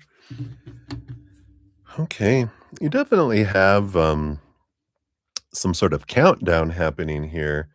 It's like a cycle is ending, and there's something that's starting up. But and the reason I say that, so you have one card and then it jumps back to 4 cards, but then it jumps to 2 cards, 1 card, so that the 3 step in between, it's like you're skipping a grade. You're skipping a level coming up. So it's something that has been repeating, but they're letting you know that you're skipping steps now, and to celebrate your progress instead of beat yourself up that, um I haven't completely gone past this or haven't moved on to this other level or this still is bugging me kind of thing, right? It's like, "Oh, I should have already passed this by now," and it's like, celebrate that, wow, you've eliminated a whole step to your, the cycles of learning that you're having. And you're not going in circles, you're learning in a spiral. And sometimes and the spiral's getting smaller, but it feels like the same to me because we're with ourselves. If you look back a year ago, 5 years ago, 10 years ago, you're like, oh wow, yeah, huge progress, right? And I feel like that's what they're wanting you to kinda look at that, because the bottom of the deck, you do have the 5 of cups, which I do feel like you've been trying to kinda transform, an emotional energy, and with this Cancer, full moon, of course, there's so much about transforming and, moving old emotion, old stagnant emotion, and getting it, moving and transforming there. Friday night session at the beginning, we did, a full moon clearing. We talked about some things we can do around that. So if you're interested, and this is for anyone, we did at the beginning of the stream, we used the singing bowl with water in it to move emotional energy. It's pretty powerful. I even had tears. I know, it's powerful then. If an Aquarius lets tears be seen, whoa. All right. So I feel like that's a big piece here. Let's see what the cycle that's ending here. Yeah. You're ready for this new beginning, an ending of a cycle, the beginning of a new adventure. So we have that coming in here. Oh, she's a Cancer sun too. So yeah, you definitely uh things very amplified for you with that Cancer moon energy. Um, but you know how to navigate it too, because you've been doing it all your life. But I like this fresh start energy. Speaking of Aquarius energy too, the full card has a little bit of Uranus Aquarius energy. So there is this beginning of a new adventure, this reaching a culmination and going, all right, I'm ending the old and I'm ready to go to a new level in it. And in fact, like we said, you have these 4 cards is the next beginning of the next level regarding this. And then you skip and jump a whole step, and then you have 2 cards on 1 card. So let's see what that is about here. The 4 cards, you have the balance, the 2 of Pentacles. This has to do with about a choice that had to be made in the outside world of I either had to do this or this, that's all I could do, and if I made this choice, people got upset. If I made this choice, other people got upset. And so I realized I had to make the choice that I wanted because I knew it was going to piss someone off either way. And I feel like there's some guilt around that of um and some hurt feelings about you chose them because you did that. And you're like, no, I did it for me. But they're like, no, you like them best because that has to do with someone else's emotions, if that makes sense. Um, and then the 10 of cups. Yeah, we do have harmony and joy. This is what you want. This is what you would love to have. And what you're headed toward here because you're focusing on your joy. And I like that. I think this is what we're saying here with the 2 of Pentacles. I could go, you know, because I feel like if you didn't follow your joy and you chose someone else, it would have been less of a dramatic event, but there still would have been a dramatic event, and I feel like you're at a place where you're like, "I've given up so much of my life, all my life, that, um, now's my time. Because if I don't give myself this, no one else is, so I'm giving myself this love and this joy instead." So this is good. I feel like there's also this reiteration going, yeah, every moment's emotional choice. You can't, the 5 of cups at the root is that, of course, you're the one that chooses your own emotions, and you can't choose other people's emotional choices because you know those individuals that you could give the world to, and they could still be like, "Well, what about the moon? You gave me the earth, but can I have the moon too?" And you're like, "Oh my god, when is enough gonna be enough? When are you gonna choose to be happy?" But until they choose to be happy on the inside, no anything you give to them, they would be unhappy with, and I feel like that's a lot of what you've been learning and have learned, and it's a good reminder, of that. Yep, you have the Ace of Swords. Definitely clarity, seeing things from a different perspective, and you might even be kind of heading in a place where when you're ready, you're gonna start up new communication with them because there might have been like a falling out a little bit. But I feel like it's always present. It kind of feels like there's a tension when you do talk with them, and you're like, I want to be able to talk to them and not have this. This is a great book. I mean, if you do need to have any tough conversations, I showed it in the beginning, right? Since you gave me such a great book to read, this one is an amazing book if you haven't seen it yet. Argue less, talk more.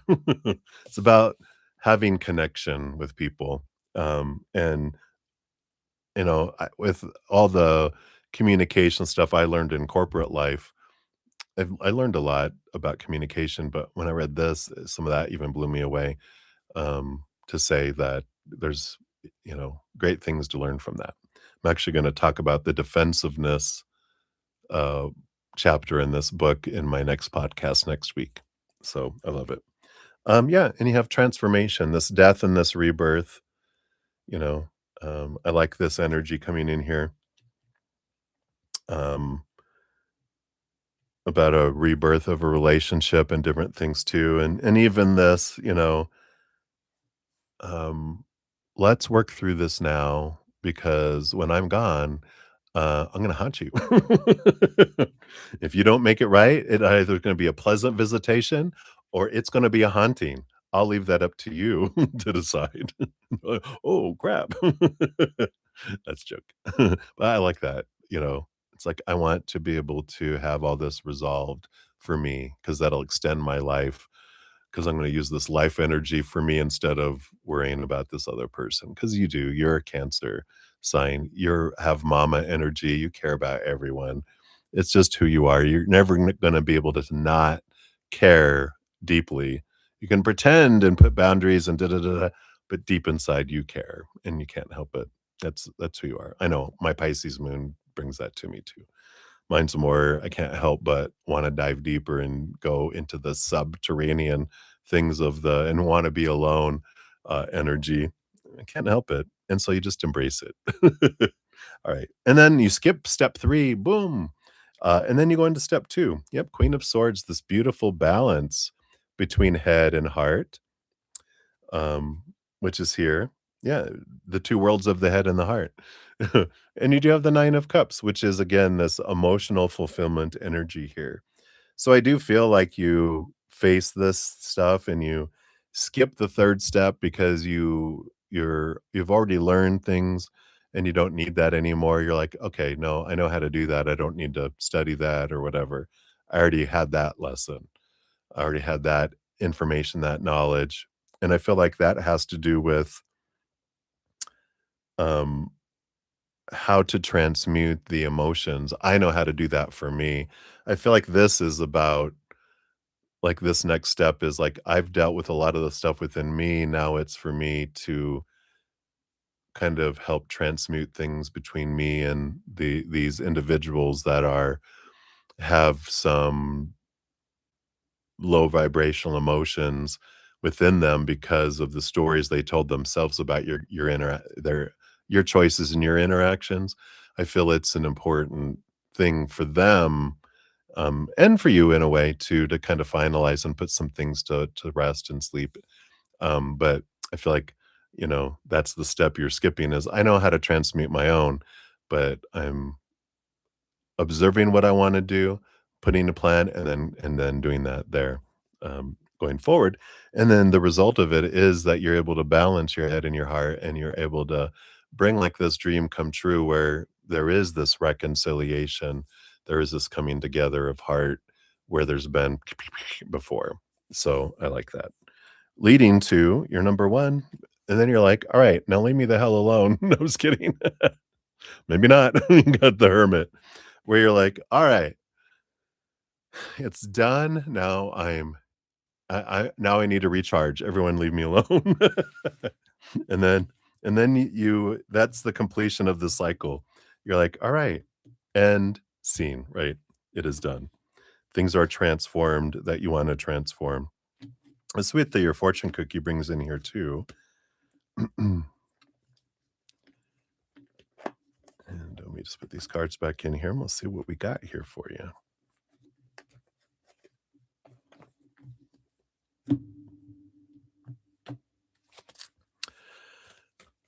All right. Here it is right here. This is from the Moonology Oracle. This is the book.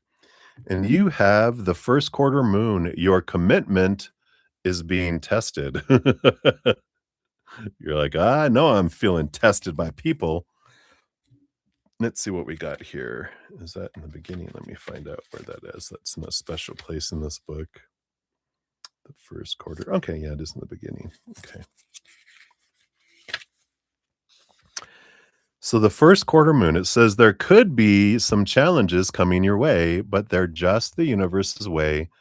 They call it of testing you. You're like, Hermit makes perfect sense. Because the universe doesn't test us. They allow us to experiment, you know. It's like you learn in the classroom chemistry, but going into the lab and being able to blow things up and put the knowledge, to the test in a way, but to experiment with it, is a good energy.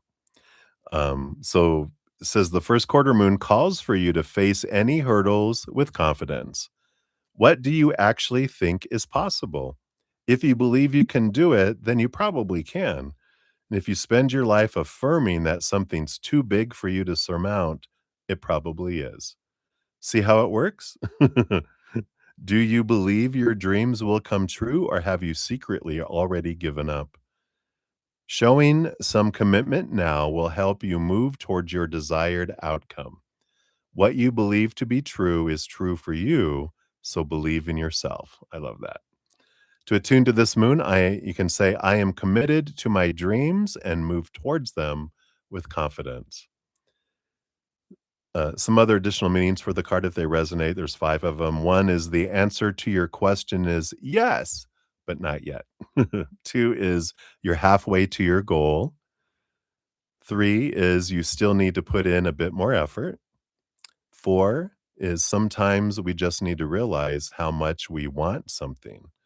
And 5, you need to recommit to someone or something. The teaching that comes in, it says in the lunar cycle of the first quarter moon, it comes between the new moon and the full moon. It's a time when the sun and moon are at a hard astrological angle to each other, and this can prompt a small crisis. No matter when you pull this card, you need to see any dramas as a stepping stone to where you want to be. It can also be a time when you need to stay strong through a storm. So I like this. It's coming up here for you. Whatever bubbles up is part of the process of resolving things. So I like it. So that's what they have for you, my friend. Good to see you. Thank you again for your donation. Love having you here. All righty. Let's see. We got CJ in the house. Hey, CJ. We got your free reading. We'll add you on there. Boom, boom, boom. And then Maria P. Hello, hello. Got your free reading. We'll add you onto the list here too. All right. So we'll take a look here. And we are Up next, we have Deb is up next for the donation, and then Sudeshna, and then Jojo is where we're at. All right. So let us go here, and we have a timestamp of 150 even for Deb. Here you go. Thank you for your donation. How's it going, sticker? I love it. Let's see, I think you said something up here too. Oh yeah, the energy, finally able to sleep a little more.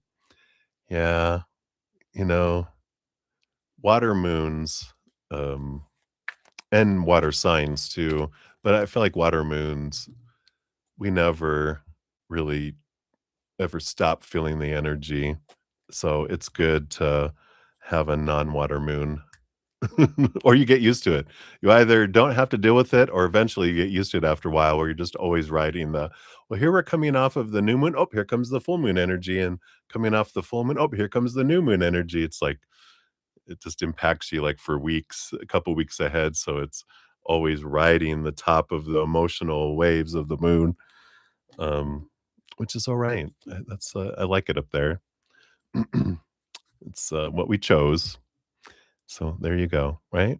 You have a Taurus moon. Yeah, so good earthy. Well, that explains why you're so emotionally connected with Mother Earth too. So I love that you have a natural ability and connected to the animals, of course. All right. So you want to know, say you'll be taking a trip to Killington this month. Oh, will you? Next month? Something we used to do for your birthday, ski resort, which we can't do anymore, but we can um, a Prius ski and snowmobile. Oh, yeah, right? Been wanting to go there pretty much every year for many years. I asked Bob if we can go each year.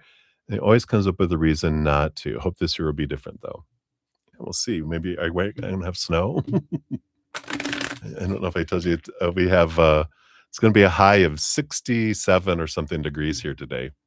So after I finish our session, I'm going to go for a walk and enjoy the sun, the warm weather. I might even have to wear shorts. What? All right. So let's take a look here. Based on current energies, will you take a trip to Killington in January or in February? We'll look at those.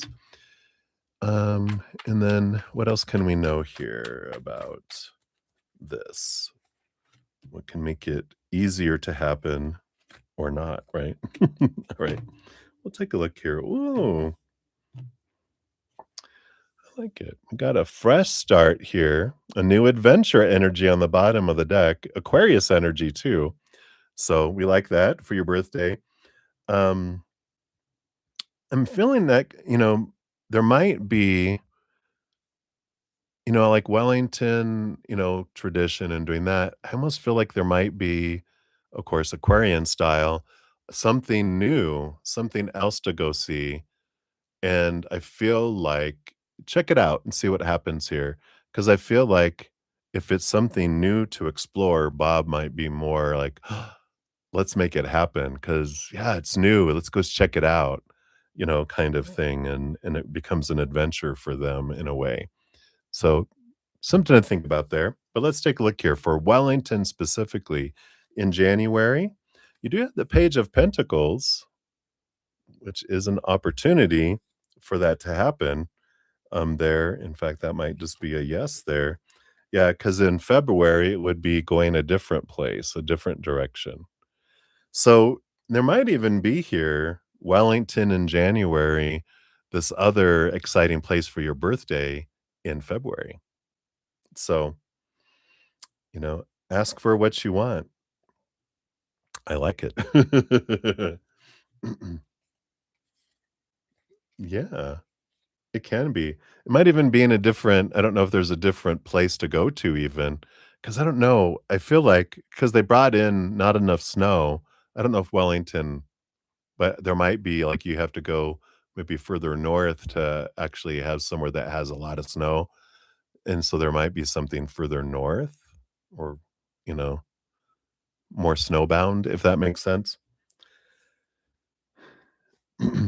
The upper Northeast just kind of all becomes a big blob to me. I've driven through some there, but I'm like, "Yeah, I kinda know what it kinda looks like up there." Let's take a look here. What else do they want you to know here? You got 4 cards, which is the 7 of swords. Yep, we've got this, um, the mindset that deceives us, and I feel like that, even it's like changing a belief. Um, he always comes up with a reason not to as a belief. So, get out of that and or if you want to, I'm not ordering you, of course. I would never tell an Aquarius what to do. Really, I would tell no one what to do because I don't want people to tell me what to do. So, a suggestion from spirit is, focus on all the things that you're grateful that Bob does give and that he has agreed to, and just focus on that and go, "Yeah, he does so much, and, we've going somewhere, and you guys are going to Colorado, and you guys are gonna go up to Grand Junction, you're gonna do all this stuff, right?" And you're like, "Yeah, he does say a lot yes to a lot of things," and I like that. Oh, in January. Oh, okay, well, that makes sense. See, my birthday's in February. I would automatically revert to Aquarius is February. No, it starts at the 19th and 20th. Let's see what else here about that. Yeah, King of Cups. Here's that. What a wonderful. This is like Bob's card. He's the King of Cups. He's a great balance between emotion and mind, and he is that perfect fit for you. And so you're like, he is. And I feel like that is that scene, what a great fit and everything, and looking at that, but we also have the 7 of Wands, so don't feel like you can't be like, don't dim your light and don't do that. You can ask for what you want is kind of that energy and just say, "Can we" um, I know that I've been asking, for a while for this, um, and I know there was reasons why we couldn't go before. Can we make it a priority? I would really love to have that this year, you know? That would be really special for me. And of course, he's not gonna, "Too bad, woman, get back in the kitchen, make me a sandwich." But we have the 8 of Cups, which is about, you know, threatening to leave him if he doesn't take you. No, I'm just kidding. The 8 of Cups is, letting go of the old emotions that don't serve, right? It's like, let the old emotions go and look at it as a fresh start too. Like, this is the first time I'm asking. Don't look at the old ones, right? Yeah, he does enjoy it, right? So, I like this. So I thought that was funny. I know you thought that was funny too. Because you never would do it. That's why it's funny. What else? We got 3 cards, so 4 cards, 3 cards. We're counting down to something. Yeah, you got the 8 of Wands, which is progress and movement. Ask spirit to open the pathway. Yeah, threaten his life. The death card. No. This is this transformation. And then you have the justice card too, which is clarity and relationship energy too. Um, so I like this. Um, I feel like this is kind of the February thing about this doing something different in February, because I feel like there's this, you know, the justice card is the Libra, which is the house of relationship, and I kind of feel like this is let's go explore something in February too, because I'd like to get away with you and spend some time just with you. Because I know we've been busy, a lot of people, a lot of stuff going on. Our summer's gonna be busy, probably helping daughter and family and stuff, and I feel like, having this nice little getaway would be great, right? And then you skip the second, there's no 2, it's 4, 3. What is this with the Debs? The Debs are skipping steps because 'cause you're like, "I got it. I got this." 4, 3, 2, and then boom. Yep, Page of Wands. Action and movement. Um, where we're focusing our energy is important with all this too. When we believe that something isn't possible, when we have energy of, "Well, they've always said no." Now, not no, but lately they've said no, it's like, "No, I'm gonna focus on everything they've said yes to." It's funny, what was it? I think it was, And when I was at, the insurance company I worked at for years, they gave us some sales training for customer service because we were trying to they started to try to have us have people get interested in getting homeowners quotes and to bundle the whole thing with all the ad that you see today of insurance companies trying to get people to bundle homeowners together, blah blah blah. One of the things is if you get people saying yes to a lot of things, then they will say yes to other things. So you're like, "Hey, did you like when we did this? Yes. Did you like when we did it? Yeah. Did you like this? Yeah. Would you like to go do this? Yeah." But if you have people saying no, no, no, they're gonna say no to things. That's funny, that's how energy works too. Whatever I'm focusing on the most is what I get more of. What I focus on, if I'm focusing on no's, I get a lot of no's. So it's interesting that they put it that way. All right. Yeah. So I love that. I love that for you. So, um, yeah. So and you can share that, uh, that with them and say, let's have some getaways, just you and me. Let's go explore. Let's have some adventures. I love my family, but I do want to have some time with just you. Let's start by going to Wellington. All right. So your fortune cookie you have new moon in Cancer. I did the because it says you and your loved one. It says loved ones are safe, but I like this loved one.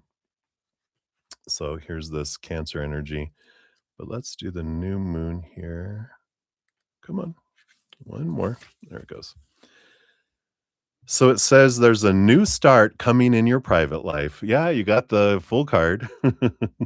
Something is rising up in connection with the people and places you hold dearest. Huh. This can be to do with a member of your family, a flatmate, or moving house. If you're hoping to move forwards with something special in your private life, this card comes to you as a message that you can do it. If you've been neglecting your family, it's time to reconnect with them. If you've been neglecting yourself, you need to take better care of yourself and nurture yourself more. If your insecurity is holding you back, that's something for you to work on now. Doing so could bring you your heart's desire. To attune to this moon, make sure to put family first. And additional meanings for this card, if they resonate, there's five. Number one, let someone get a bit closer to you. Number two, a new cycle is starting for your child or children. Yeah. Three, it's time to review your goals. Have they changed? Four, meditation will help you banish your insecurities. And five, spending time near water will bring you peace and answers. Is that near water? Well, snow is water. It's frozen water, right? And the teaching of the new moon Cancer is that it can be a super emotional time. The moon is all about emotions, and Cancer is a water sign and also very emotional. Saying that, the moon is very happy in the sign of Cancer. It's one of her two home signs, along with Taurus, which is yours. So, whenever you pull it, this card suggests that whatever happens next will be in your favor. It's especially positive for family matters. Boom. You can't get any better than that for what we talked about, right? Woot, woot. Let's go. All right. So that is what they have for you, my dear, my dear. So I'm excited. Seems like you're going to be able to go on some ventures with your neglected family member. Poor little boo boo. He is. He's so patient. I love that. All right. So many blessings, my dear. And let's see here. I think we had. Oh, Jojo, you said you had a really a real dream, like parallel life or something, right? What's that about?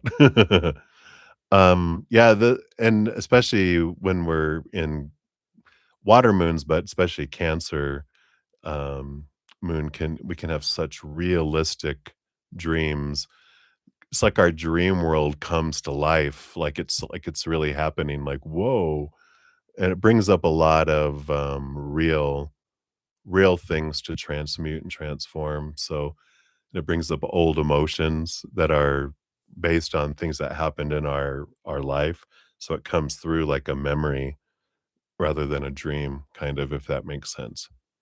But, we'll get to your, reading here in a sec too. Maybe we'll talk more about it then too. We got Gene XO in the house. Hey, Gene. Happy Sunday. Happy Sunday fun day. Got your free reading. Let me add you in here. Here we go.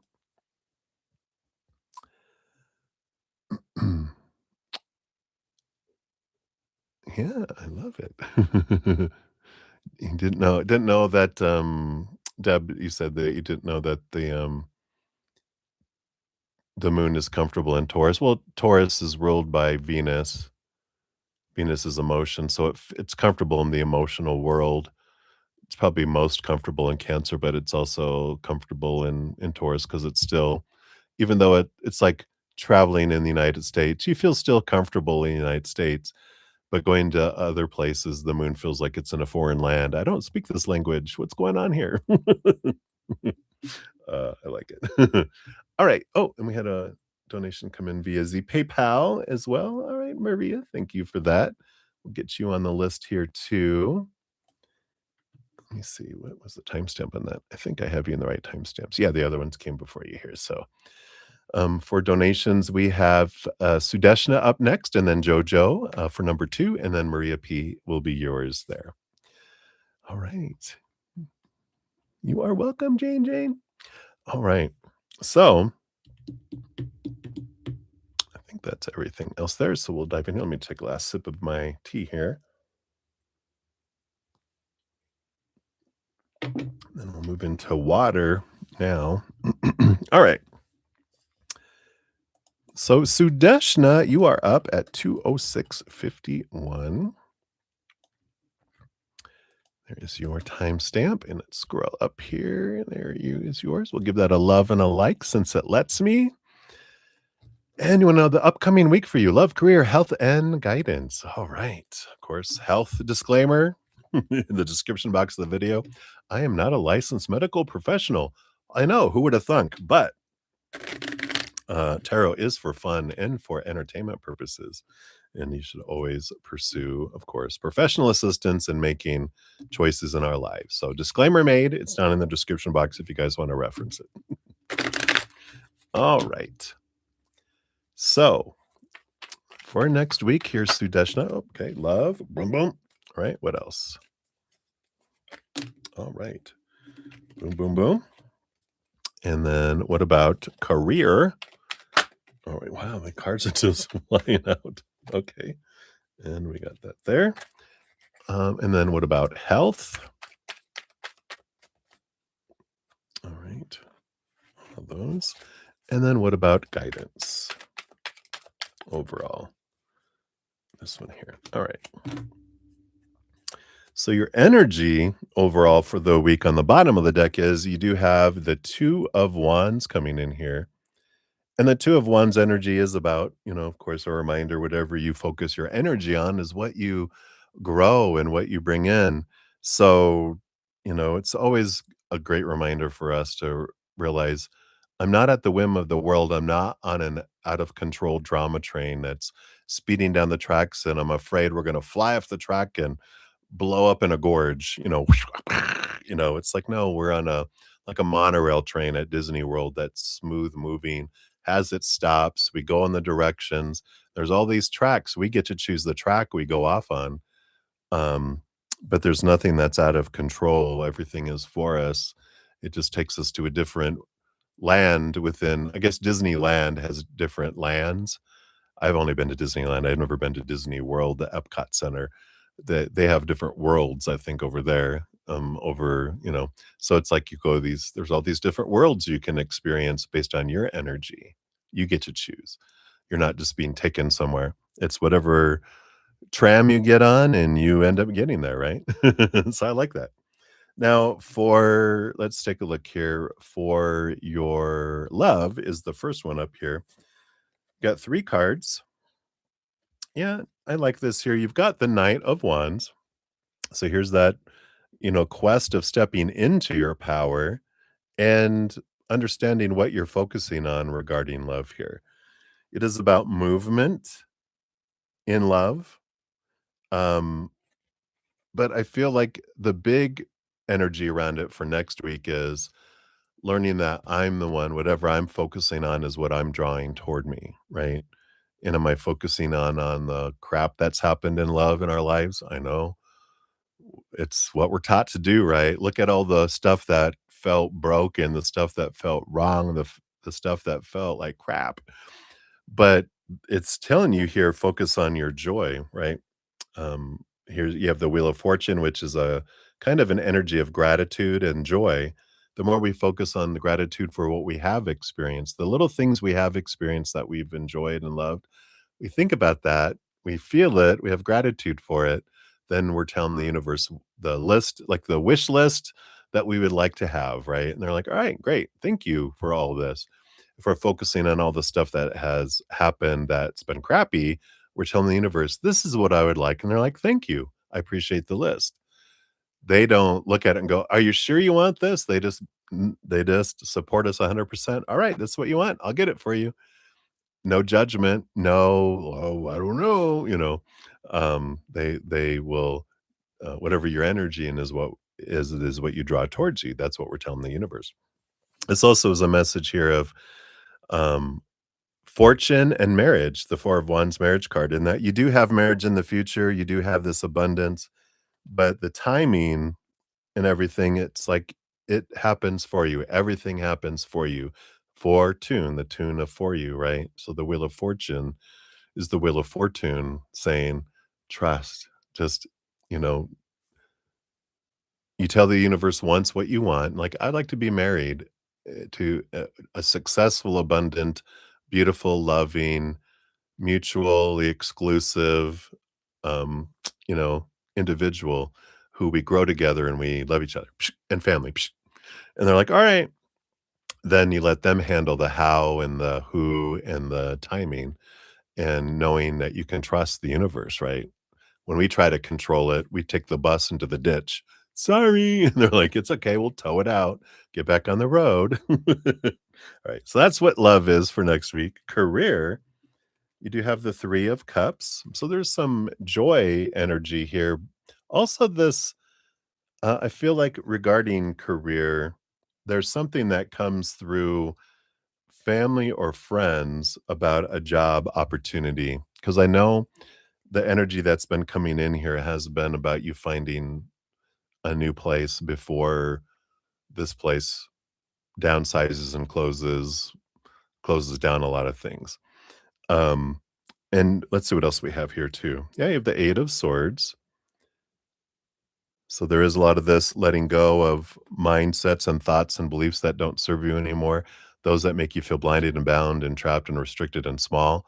Going, well, I should stay here, get rid of the shoulds and go, there's something amazing out there for me. Universe, bring it here. I'm ready for it, right? Yeah, 10 of Cups. Again, harmony and joy, joy, joy. Where's your joy leading you? Because joy is showing up in career here. You're not enjoying where you're at now. So it's like, why do you want to stay there? You know, well, I have until like 5 months. It's like, why are you giving them your joy when you can find something that you'll be joyful earlier, right? It's like relationships, right? We talk about that.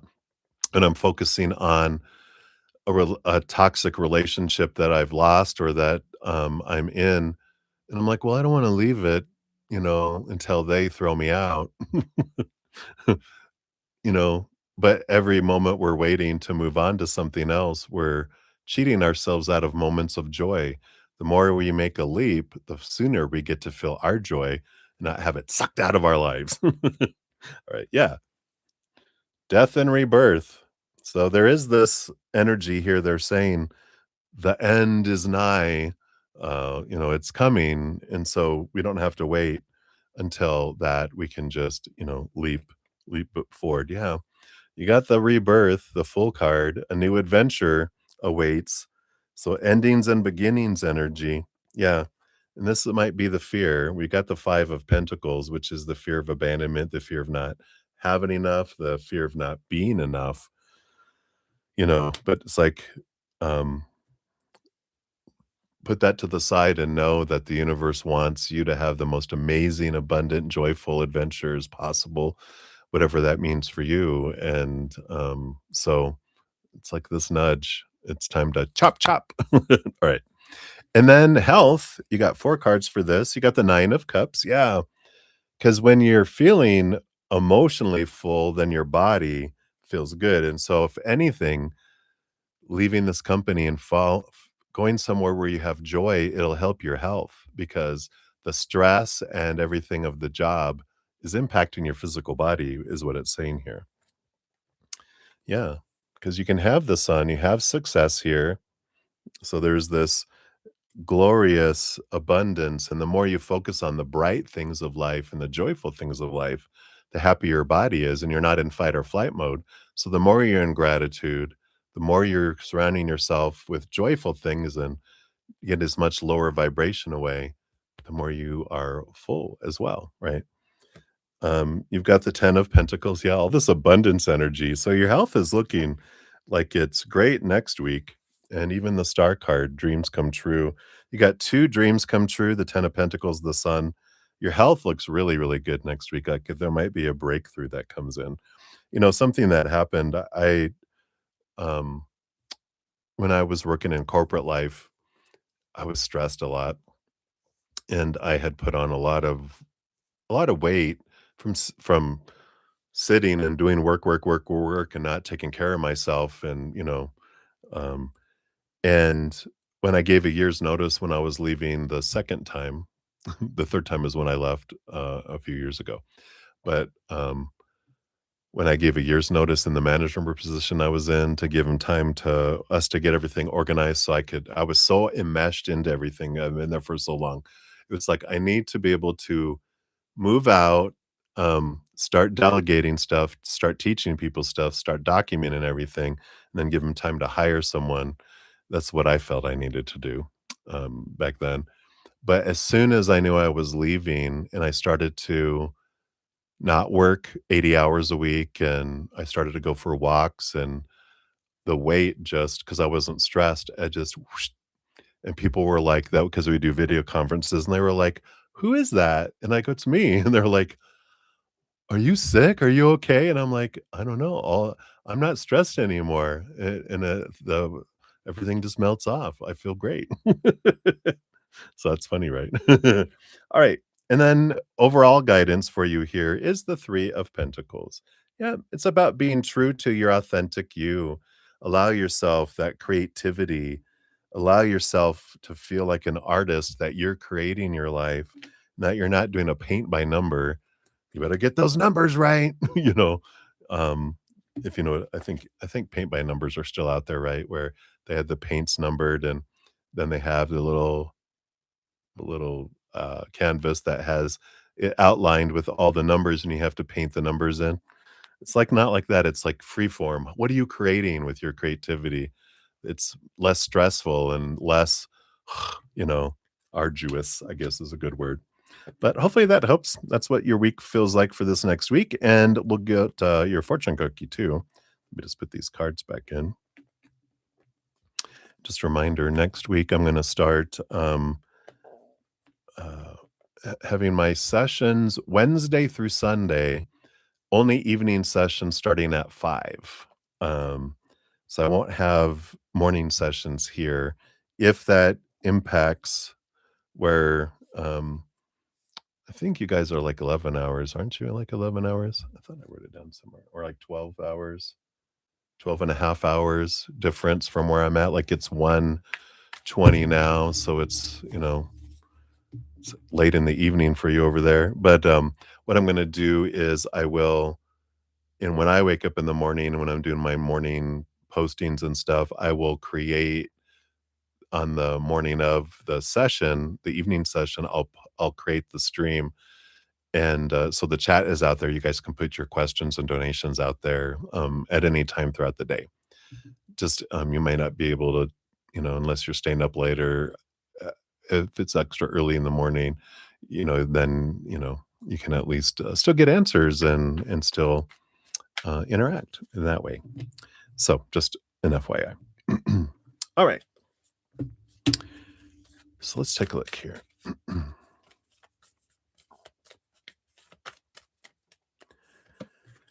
Your fortune cookie is take time to breathe, and this is the disseminating moon. Beautiful card. Let's see what we got here. It's probably in the front. Let me just look at the table of contents. Why? Yeah, it is. There it is. So, the intensity of the full moon has abated. And what are we left with? That's what this card is asking you. It suggests that the situation you're asking about has now peaked and it's time for you to regroup and learn from your experiences rather than blindly forging ahead. Have faith that what is happening is for the best.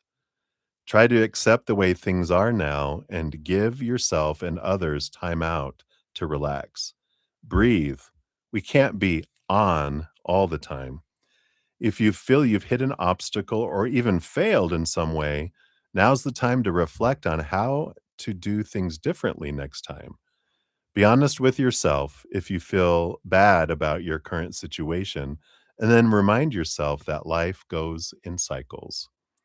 To attune to this moon, you can say, I am where I am, and it's okay. Additional meanings for this card, there's four. You should know where you stand either now or very soon. Two, you need to take some time out for your own good.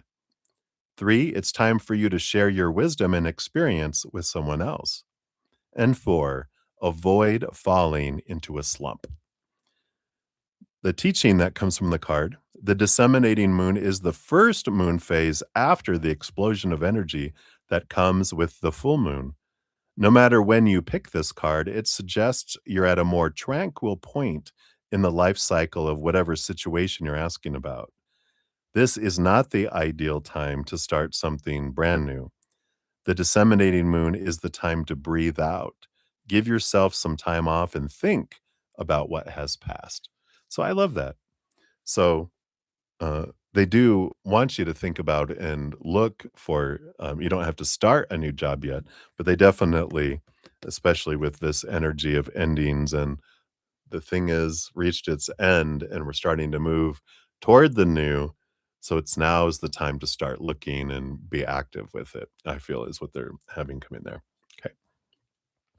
All right. So that's what they have for you, Sadeshna. Thank you again for your donation. Many blessings to you. All righty. Right. And Jojo, oh my gosh, you got 2, 22, 52. Your first one was 22, 22. Look at all these twos. Here's both of your timestamps. It's just like, it's like almost repeated. It's hilarious. I love it. That must be important for you. So thank you for your additional donation. We'll give that a love and a like here. All right. So let's find your thing here. There you go. You had, okay. So that was your question. You said you had such a real dream last night. Felt like a parallel life or something. So what was that about? So we'll dive into here. We did talk a little bit about, oh, it was just 22, 22 here as well. Oh, that's crazy. That's so good. So good. So good. Wow. All right. We'll find out what it is here. So we did talk about, this Cancer full moon energy definitely brings in the realness of, dreaming where it feels more like a memory than it does like a weird dream. It almost feels so real, like I'm remembering something like from another lifetime. Well, let's take a look here and see what yours was about here and see what was the dream about. So we got 3 and 2 and 3. Nope, 4. 3, 2, 4. It's like 2 and 2. Oh, 22. There you go. What else? What else can we know about this here? Anything else? Thank you. All right. And this here. Okay. Yep. um, right. So detailed. Imagine it. The bottom of the deck, the two of wands. It's interesting here with the wands energy being, ethereal, spiritual um energy, right? And it's interesting with all this. There is this decision energy coming in, but we'll see what this is more about. But I'm getting here, there might just be something around, like you said, it's almost like parallel lives crossing paths in a way. But I don't know. This just feels like decision energy and awareness of, like, and it can, like you're saying, parallel lives, like there, and we do, like, we have all these choices, right? All these choices of possibilities. There's future selves in each of these paths that is a part of our memory, our higher memory.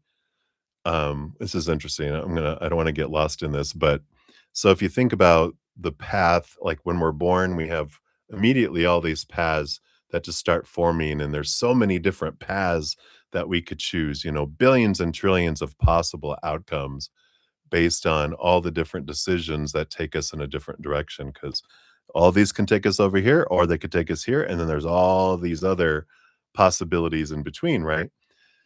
Well, in our higher self, we get to experience as if we chose every choice that could be chosen.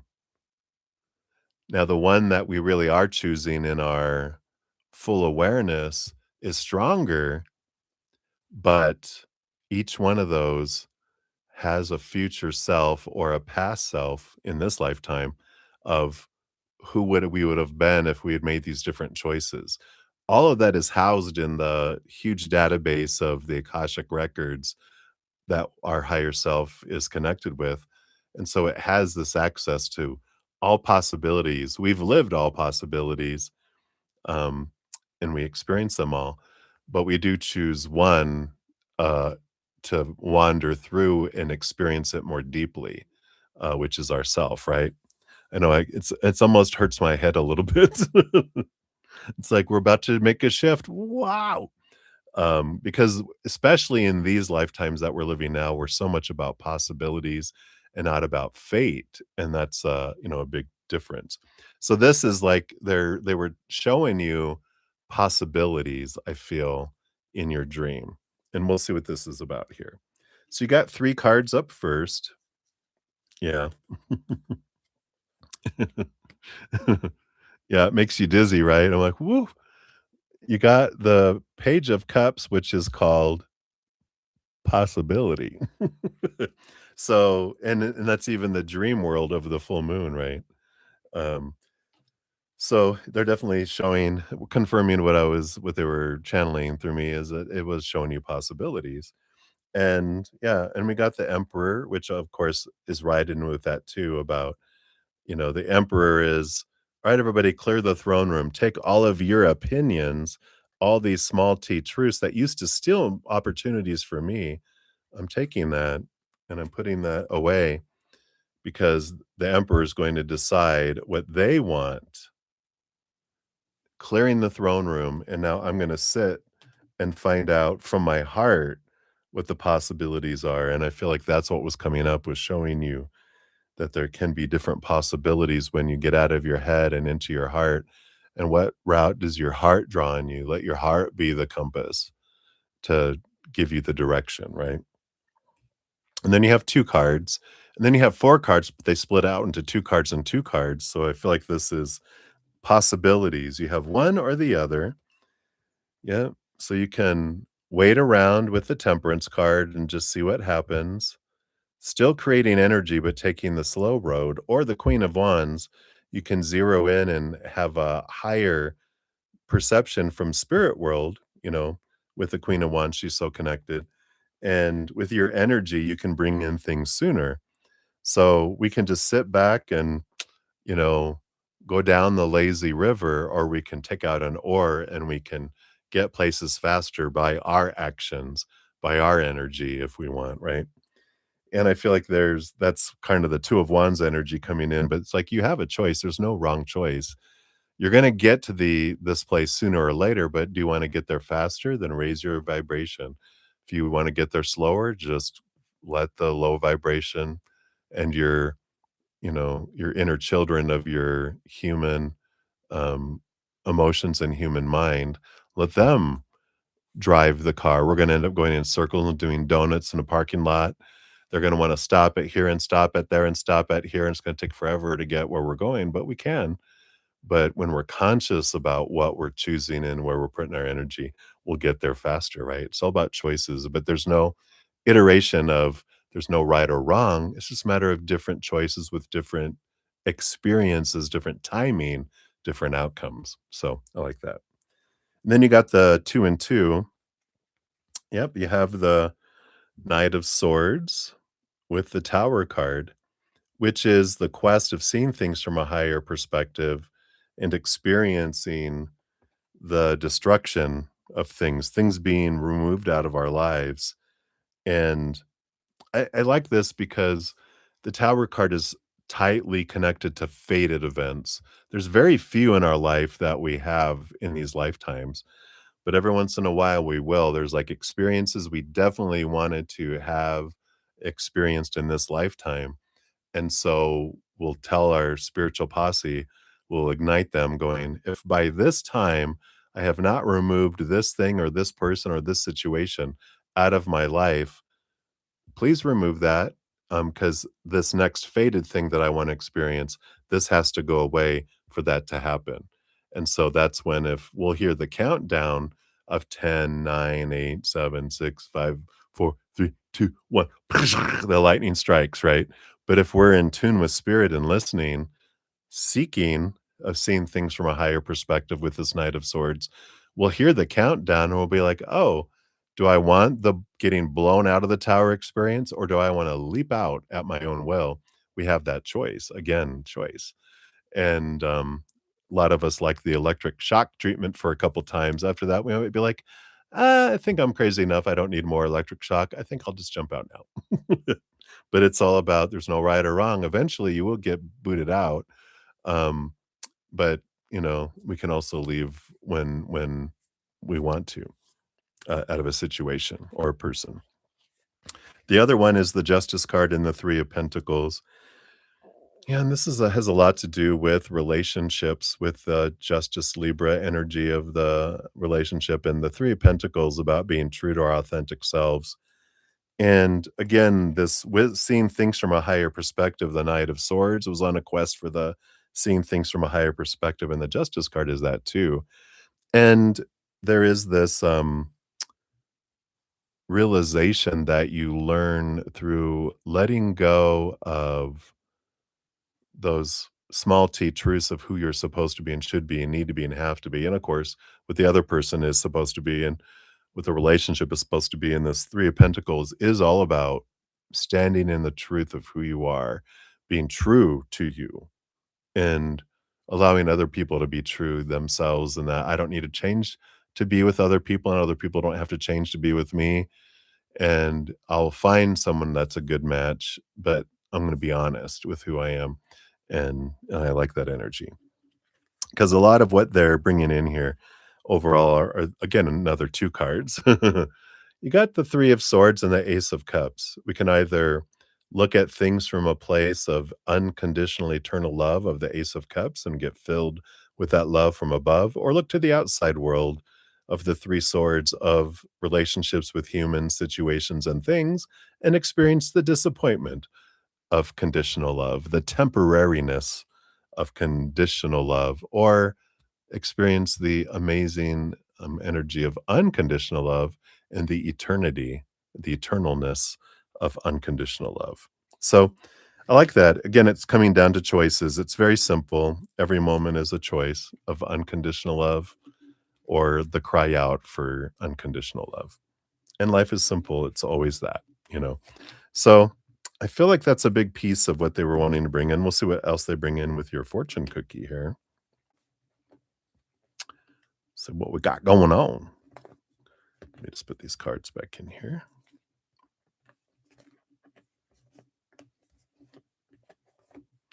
So the barometric pressure must be going up with this heat, this warm front coming in. I can feel the pressure. Whoop, go. There, that actually did help. I was just joking, but I'm like, oh, it did pop my ears. The plane is rising. All right, here you go. So you have be bold and make the first move. Cardinal moon. So let's see what this takes here. What is this about? Let's see where is this at? Cardinal. Oh, thought it would have been in the front, but it's in the back. Okay.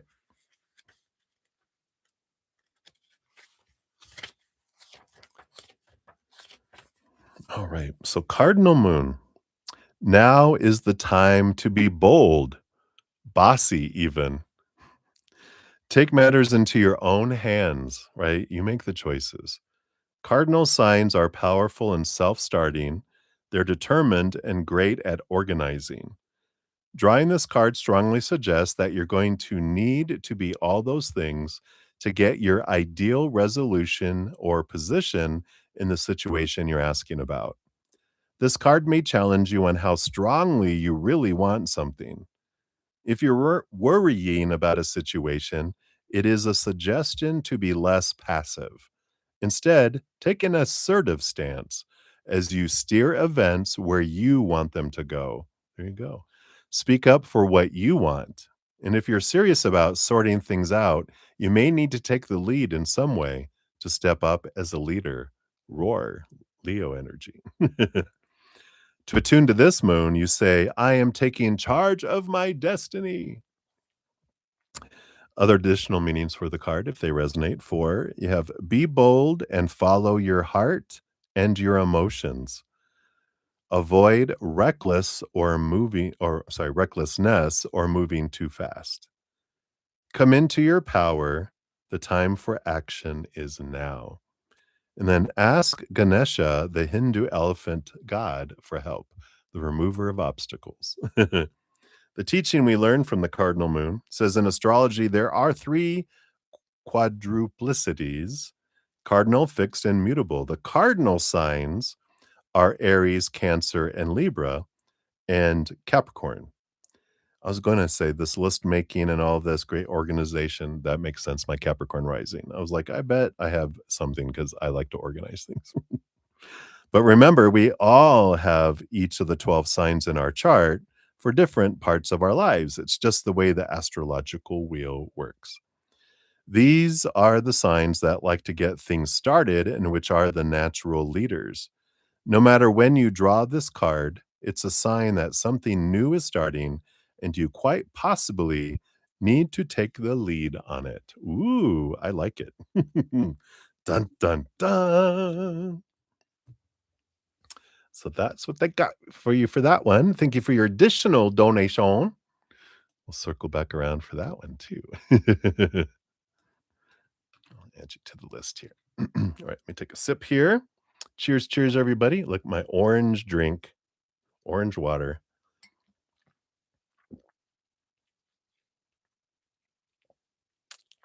Okay.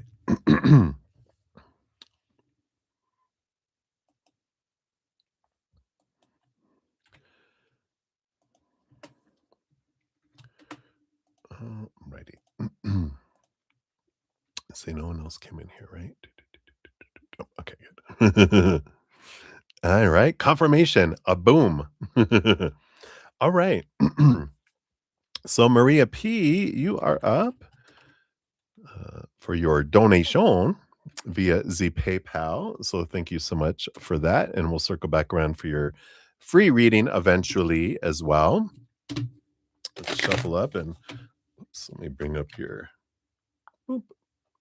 questions over here. Boom, boom, boom. All right. We'll take a look here, see what we got going on. So, Wally's thoughts and feelings towards you today. So, what are Wally? Okay, thoughts and feelings. What's coming towards us this month? All right, boom, thank you. Anything else around this? All right, thank you. I needed clarification on that. All right, does he like when he sees you wearing the ring? And his thoughts. Oh, dark side updates. And nope, they don't want any of those. Try this again. So, dark side updates. Okay, and then we want to know what's going on with Wally. How will your work go this week? And what's coming towards you this month? All right. So, Wally's thoughts. Wheel of Fortune. He's thinking of the things he's grateful for, but also making plans about, again, he's really caught up in this energy right now of abundance and having enough, right? Creating the financial and other abundance right now for security, right? Everything we've talked about for themselves, for you, also for the dragon and sun and everything.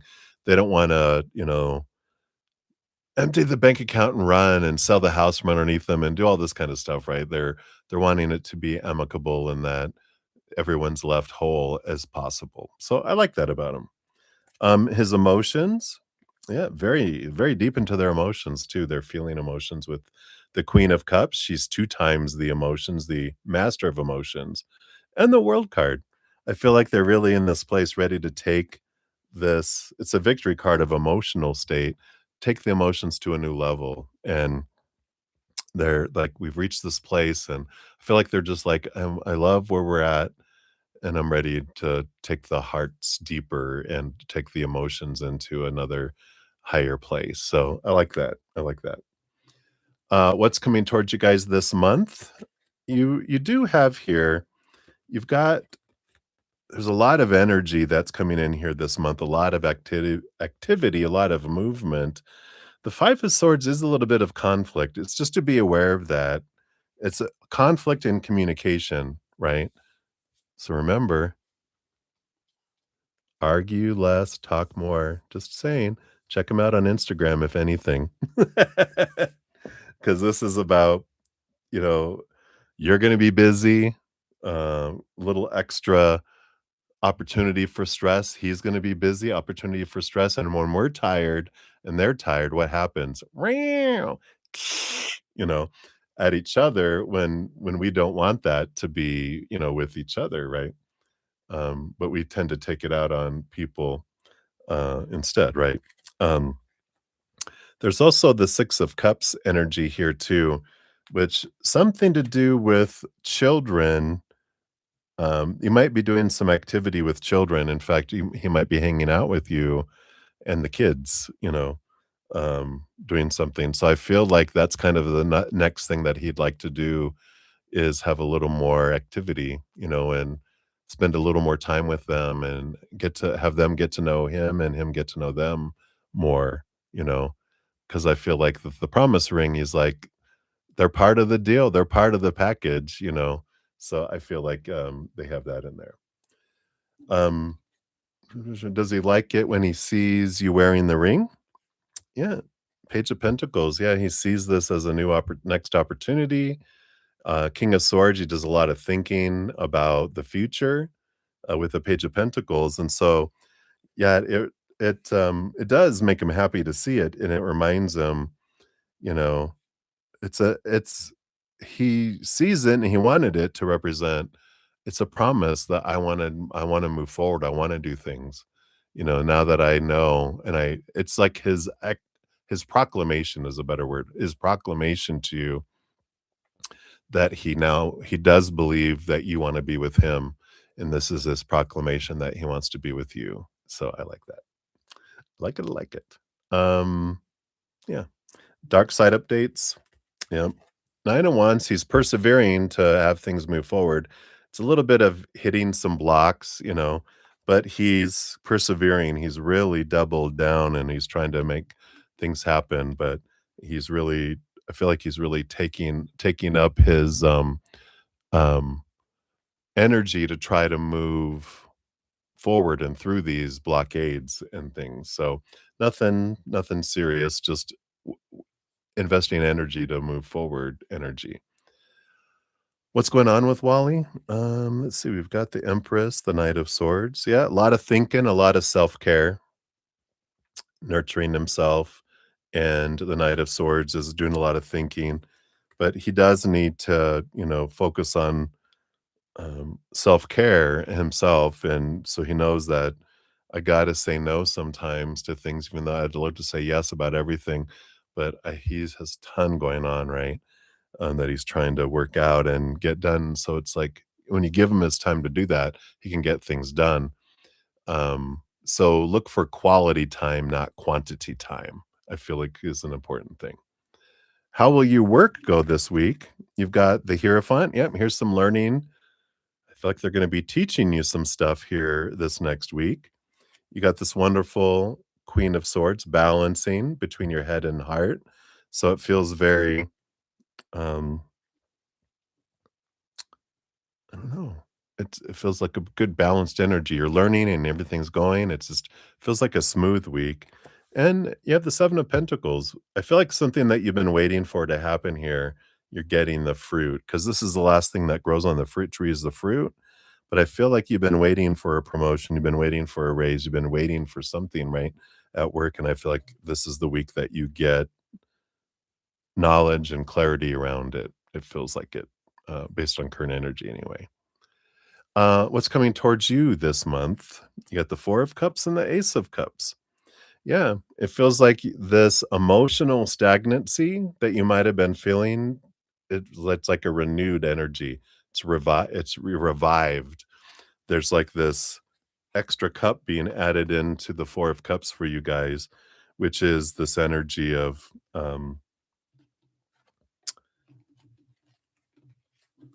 like, your self-love is being added in, and it's allowing instead of stagnant water, it's like a pond that has a new waterfall going into it. It fills up the old, and the old emotions flow, and there's new emotions coming in. It feels like a very emotionally active, in a positive way, energy for you this month.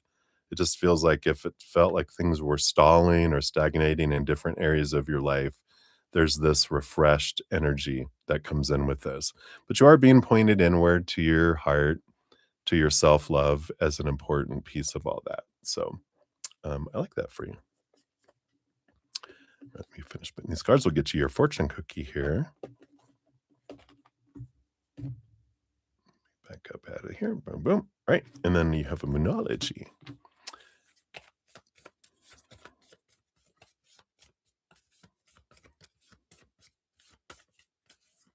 Okay. I think this is it right here. And you've got the new moon in Virgo, a time to give rather than take. Beautiful. I like that. Let's see what we have here. New moon in Virgo. So when this card comes up, it's time for you to take stock of your situation. Where are you? And where do you want to go? The new moon energy of this card suggests a restart, and the Virgo energy suggests you make that restart a clever one that's simple and well organized. Virgo also has a strong health aspect to it. So if you've been unwell, this card suggests that your health is on the up. Virgo loves clean eating and alternative therapies. So add these into your routines now, however you've been feeling. If a situation is blocked at the moment, it could be that you're over analyzing things. No way. Or being too critical. It's time to ask less what someone else can do for you and to think more about what you can do for them. Ooh. To attune with the moon, recommit to healthy morning and evening routines. Additional meanings for this card, if they resonate, there's 4. Gradual improvements are coming. 2. Pay attention to detail if you want success without being pedantic. I don't know what that means. Probably means over, don't be anal about it, right? Eye to detail, especially this week, right? As you're learning, maybe you're getting some training, right? Take good notes. 3, be of service to others, and love and money will follow. So it's not about the money, money, money, right? At work, especially, it's about being of service. 4, the person you're asking about is reliable. Boom. What you learn from this Virgo new moon. Virgo is the sign of health, service, and analyses. Its energy is precise and has a feel of the harvest about it. So when this card comes up, it could be that a wonderful bounty is coming your way. You know, it's the saying. However, the energy of the new moon in Virgo is usually about getting your life in order. So that's what you need to do at the time of the Virgo new moon and whenever you else pull this card. So there you go. Time to get your life in order and to be of service. And what can you do for Wally and others? So I like that for you. All right, Maria. So that is it. Many blessings to you. Thank you again for your donation. And I said we'll circle back around to your free reading here in a moment. I want to let you know too. I'm just kind of telling people who are making donations too that starting Wednesday, this Wednesday, I'm going to start having evening sessions. So Wednesday through Sunday, I'll be starting at 5 p.m. Mountain Time, 7 p.m. Eastern Time, right? um, and I'm not going to have a Saturday morning session, and the Sunday session's going to be pushed back to starting at 5. So I won't be here in the mornings. I'll only be here in the evening sessions there.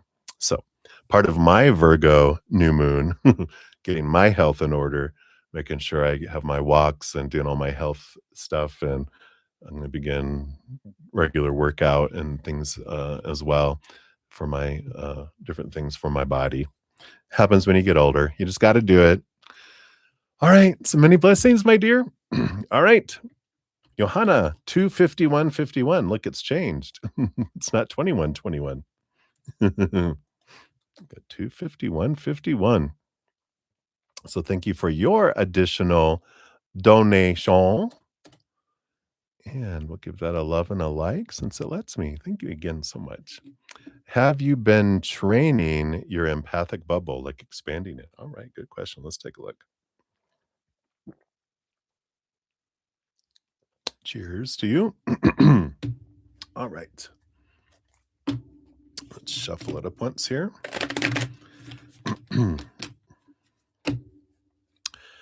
All righty. So, have you been expanding, learning, growing your bubble, empathic bubble? What else do you need to know about this here? Well, I do want those and that one too. And this one too. All right. What is happening here? I would say so. You have the Four of Cups, which is about emotional.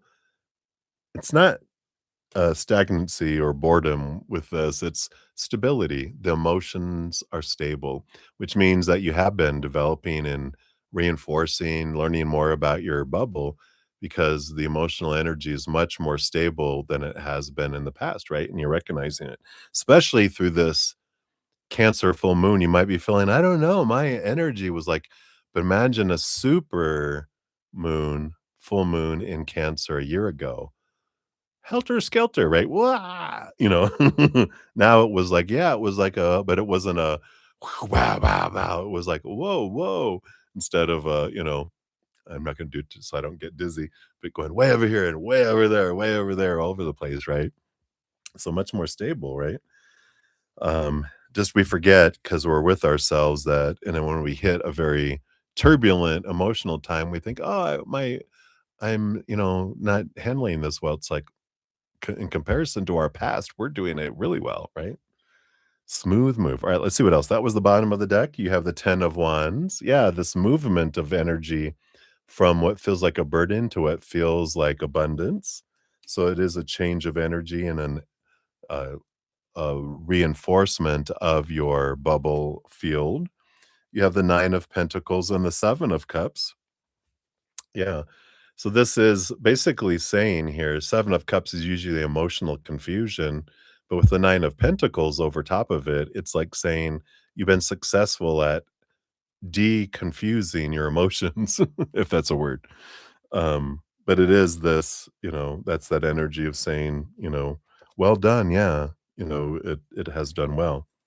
Any of the Knight of Wands and the Hangman. Again, the movement of a lot of energy with the Knight of Wands, which can come suddenly and it's the fastest moving. You have the peace and pause of the Hangman. So these 4 cards kind of came out together again with 2 and 2, but they're basically a lot of the same message that comes in here, right?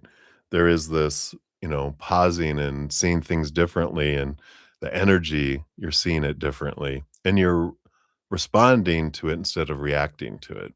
You're not getting activated into the emotions around you. You also have the 10 of Cups and the King of Wands. Yeah, so you really have taken control of your energy and choosing joy and allowing all this emotion, able to handle it. And it's kinda the way these cards are coming out, it's like the King of Wands has the magic wand making the 10 of Cups, all those emotions float. It's like there's this energy of being in control of emotion, of your own emotions, and I feel like being more cognizant of pushing, higher vibration emotion out, because it's like a fire hose. When you have all that energy shooting out to the world by purposely pushing love energy out to the world, then nothing can come in the hose. Nothing lower vibration can come in because that fire hose has that pressure so extreme going out, nothing can come in. But if that's shut off, then outside emotions can start seeping in. That's when we push out unconditional love energy. It pretty much pushes all that energy back out into the world and um doesn't allow it to come into us, right? You like that. You also have the Page of Cups and the World, yeah. So, again, going to a new level, ending of an old cycle, the beginning of a new adventure. Page of Cups of possibilities of what you can do with your emotional energy, holding the emotional energy in your hand, right? So I like all that. Basically, they're just keep repeating a lot of the same messages here. Yeah, look at this. Yeah, just little nuances, differences. Then your last 3 cards, yeah, you brought in a lot of balance with the Justice card, seeing things from a different perspective, from the mind, really taking in this energy here, um, your, Wands energy, and then you're really purposely pointing in a direction. Sorry, the black cat had me thinking about your black kitty. I know that's in your reading. We'll do that tomorrow. Um, they're saying hello. And then the Page of Wands, yeah, so, all about the use of your energy and your new energy and that you're taking it to a new level. So definitely all of this here does confirm that you have and how you've been doing it, and some good reflection and reminders about how you've been doing it. So I like that. Now for your third one here, actually, I gave you a second moonology, um, which was meant to do there because after I pulled it and was reading it, I'm like, oh, I was supposed to pull from this other deck for the second and third um, donations, but you got an extra moonology, which is what Spirit wanted. But for this last one, we're pulling from the Stardust Seed Oracle. You get 2 cards.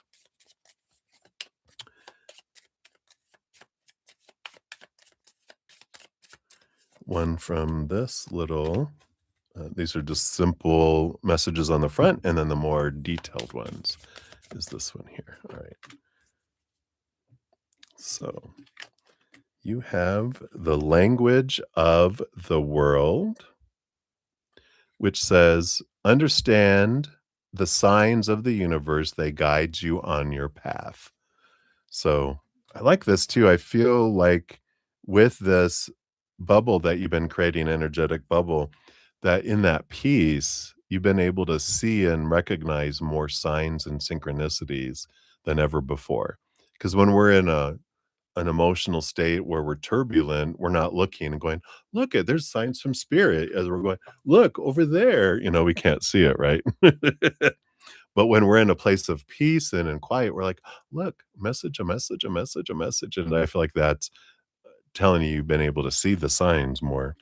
Yeah, and then sacred space is your other one. So that is what's and here's you in a bubble. That says this is from your higher self. The body is more than just a physical vessel. It's a sacred space, a temple that houses our soul. Treating it with reverence and care is essential for our spiritual journey and overall well being. Drawing the sacred space card is a profound reminder from your higher self to recognize and cherish the divinity within you. It calls you to take a moment, breathe deeply, and connect with your inner temple. It's a nudge to practice self care, to cleanse any negative energies, and to treat yourself with the same reverence as you would a sacred shrine. Every culture and spiritual tradition emphasizes the sanctity of the human body. It's the medium through which we experience the world and connect with the divine. By nourishing our body, mind, and spirit, we honor this sacred space. This involves mindful choices in what we consume, how we move, and the energies we surround ourselves with. Wow. Choices again, right? But I love that. So beautiful energies there. Your buble. This is my energetic buble. Yeah. Birds in the sky. You know how I feel. Is that one of Michael Bublé's songs? It just came in. Was it Stars in the Sky? You know how I feel. It's a new dawn. It's a new day. And I'm feeling good. All right. That's what they have for you, my dear. Thank you for your multiple donations. Greatly appreciate those. All right. So we are at 3 hours. Let me see. I don't feel like we have, let's see, 1, 2, 3, 4, 5, 6, 7, 8, 9, 10, 11, 12. So we have 12 free readings. I think instead of ending and coming back, I'll complete the free readings now. And then go for my walk in the sun. 63 degrees right now. And what this will be maybe an hour, maybe. Um, if that long. It'll be even warmer. You're very welcome, Jojo. All right. So let's jump in. Let me take a sip and we'll jump into the free readings. All right. So, Minu, you are up first. Here's your timestamp. And will you earn anything from what you're writing right now? And if so, when? All right, let's take a look here. Let's do a when card here. So, will you earn anything from the writing? And if so, when? Based on current energies. Okay, none of those yet. There we go. Boom, boom. You got the Six of Swords, which is a yes card. And the dates that it has on there is February 2nd to February 20th. Wow. So that's realistic. And it's Mercury in Aquarius is what the astrology of the Six of Swords is, which Mercury is communication, which includes writing, right? So I like this for you. And it's from your heart chakra. If you're writing from your heart and not writing from your mind, then the finances bring in financial stability for you here. So I like that for you, but it is a nudge to make sure to write from your heart, not from, well, supposed you should just share from your heart, right? So I like that for you. Excuse me, hiccup. So that's what they got for you, Minu. Many blessings to you. All right. Eagle, you are up. Here is your timestamp. And you're like a general for the next 5 days. So what does spirit have for you for the next 5 days? Okay. Like it wasn't those, but this card came flying out. You got the Hanged Man and the High Priestess. So there's a little bit of pausing and stepping back energy coming in here. Well, not a little, it's actually a lot. Two major arcana. The Hangman is about stepping back to see things from a higher perspective, maybe even two perspectives, with it being a half, half moon there, quarter moon, where you're seeing two sides of things, the dark side and the light side, but you're seeing different perspectives. It's kind of a nudge to see things from someone else's perspective. And the high priestess is an energy of stepping away from the situation, the chaos, going up into her high priestess temple to again see things differently. Look behind the veil. What's really going on behind the scenes? What's going on below the surface? It's like be aware this next 5 days that, yeah, there's reasons why the humans are doing the things that they're doing. There's always a reason behind the scenes. Like when you're reading a story, like an old children's story, there's what's going on with the physical people and why they're doing, but then there's always the moral of the story. And that's kind of what they're saying is look at the moral of the stories of what's going on. Why did you want this to happen for you? What did you want to learn through this? It's this going on out here is a movie, but what was the reason why you wanted to see this movie? So I feel like that's what they're kind of guiding for you for these next 5 days. All right. So that's what they got for you, Eagle. Many blessings to you. Then we have Swoop. Bobby, you are up. Hello, hello. Here is your timestamp. And a general reading, please, for next week. What's coming towards you? Let's take a look here. All right. Evidently, those two. You've got the Two of Wands and the Queen of Cups. So there is decision to make next week, but follow your heart with this. The Queen of Cups rules over the suit of cups with the king, but also all queens get a second portion of cups. She's the master of emotion, very empathic, very in tune with her gut instincts and connecting with spirit. So when it comes to what to choose next week, follow that emotional energy, follow the gut. You're like, well, this seems like it would be the best one, but my gut and my heart are going, no, go this way. And you're like, but, the mind's going, but, and the heart and spirit's going, go this way. Trust that because you're going to be right on the money with that gut energy, especially next week. So trust yourself, trust your intuition, trust that influence, and it'll bring you to a easier path. Right? So that's what they have for you. Many blessings to you. Right. Just Janelle, you are up. Here is your timestamp here. And is Josh your spirit animal? No, I'm just kidding. Is Josh your spiritual connection? Well, we'll ask, is he your spirit animal? Is Josh your spiritual connection? Let's take a look here. Okay, we got that. We got this. Wow. We've got the Temperance card, which is an energy of it's alchemy, but it's Sagittarius energy. It's interesting because the Moon card here, which we just had a Cancer moon, I feel like they're a part of your spiritual connection because it's like, there's all these different parts of your connection that's showing up here. But the Moon card, I feel like this is more like the source of your spiritual connection. And I'm not sure if this is what you're meaning, but this is what Spirit's bringing through because there's a lot of below the surface, this hiddenness, this depths is where your spiritual connection's coming from. It's like coming from the deep emotional places of your heart and out. There is a little bit of past life connection that comes in with this. So if you're wondering if is there a spiritual connection between the two of us? Yeah. With this energy, I do feel like you guys have known each other in other lifetimes. And so deep under the subconscious level, you're recognizing these connections. So there might be this comfort level and this draw that's there. So it's definitely there, but it's unconscious. It feels like I feel like they may not be aware of it.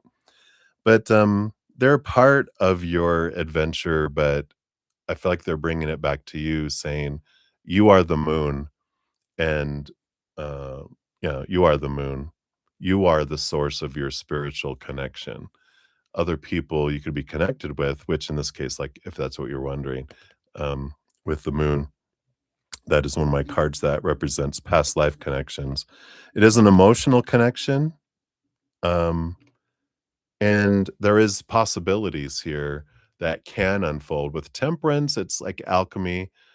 Things can go back and forth and things can form into something, but we just need to allow that, formation and formulation to go forward, really embracing the now, embracing what is, and kind of knowing what it is that where am I at in my world right now, and what do I want to create? Because that's the thing about, like, GPS or alchemy. I need to know what I'm starting with and need to know where I'm headed in order for the GPS to kick in and give me directions, right?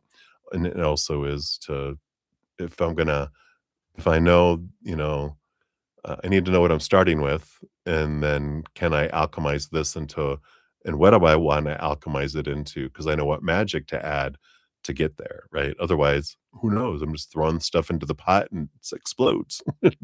So hopefully that helps just to know. That's what they have for you. So many blessings to you. All right, Mangala, you are up. Here is your timestamp.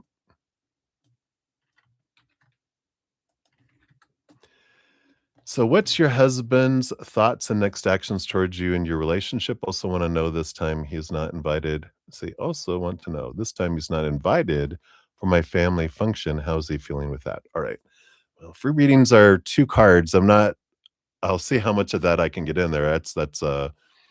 Uh, a lot of information to come through two cards, but we'll see what we can come through here. What does Spirit want you to know the most important out of all that here?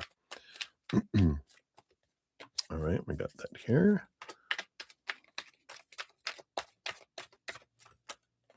So we'll kind of one card will just be what are their thoughts and next actions towards you and your relationship, all that together. Well, we have the Empress card, which is a lot of right now, they're a lot of Mother Nature, Mother Nurture, nurturing themselves, self care.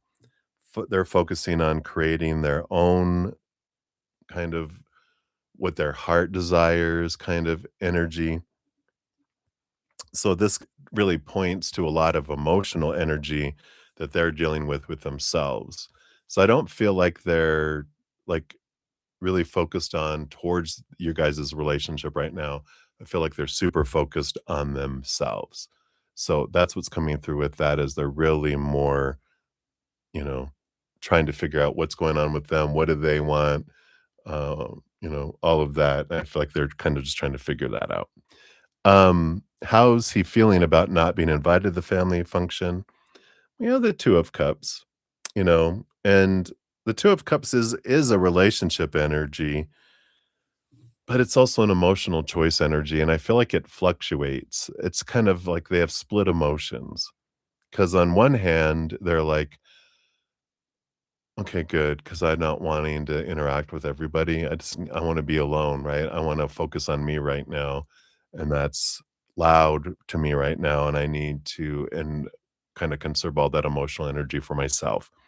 But the other hand of it is like, "Oh, what I'm not," it's like every child that's within us is, "I didn't get chosen. They don't want me." Like when we didn't get chosen for a team or something when we're younger, or that we're chosen last. Well, no one cares about me. The little inner child is bummed. So that's kind of mixed emotions that come in there.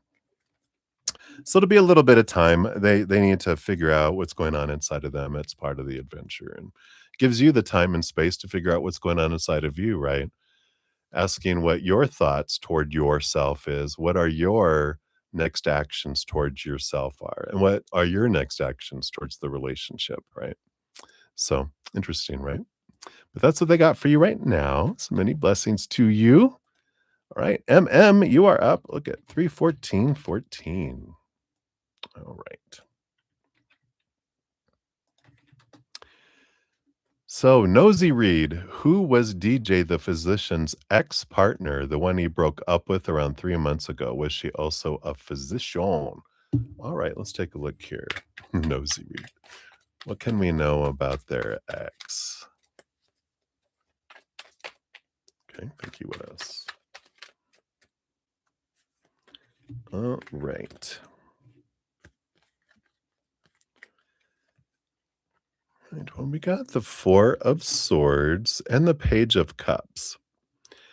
I don't feel like they were a physician with this energy. I got a very nurturing energy and someone that helped people have peace of mind. I feel like they might have been more of like maybe a psychologist or a counselor, um, kind of an energy, not a doctor, physician. Well, they might be a doctor. They might have their doctorate in psychology. I don't feel like that. I feel like they might have their masters and they're a counselor kind of energy that they help nurture people and help people, overcome their mental, um, their mental instabilities, their mental stress, their mental energy. So it feels very psychological and emotional energy that came in here. So not a doctor, per se, but, maybe they even worked in the hospital in the psych ward maybe, but I don't feel like they're around there anymore. I feel like they're off somewhere else. I don't feel like they're in that area, but I feel like maybe that's how they met is, them working or subbing in on the psych ward, or they had a patient there and they bumped into each other and, that's how they met. But then they ended up, um, going and working somewhere else. I feel like they, um before they broke up, she went to work somewhere else, um, to, for her own sake, not because of them or anything. I feel like, just for her advancement and for her opportunities. And, but I feel like that was a little bit of, one little thing that added into it, the absence, that was there. So hopefully that makes sense. That's what they got for you, though. So many blessings to you. All right. Ateshi Singh, you are up.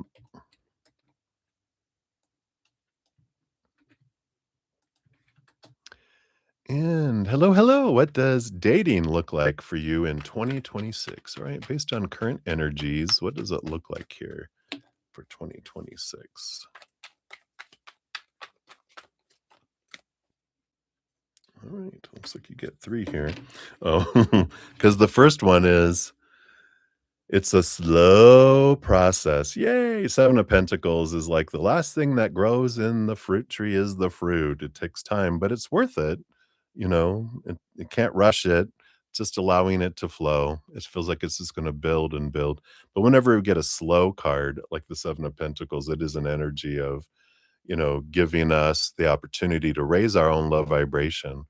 Because whenever we get that, this opportunity of slow being alone, almost feeling like we're in, solitary confinement. It's for us, it's not a punishment, it's for us, because if we don't, then we'll rush into something else, and we're gonna continue the cycles, doing what we've always did and getting what we've always gotten, right? So there is this change and this transformation that comes in that allows, you to have a higher vibration and draw in someone differently than you normally would, right?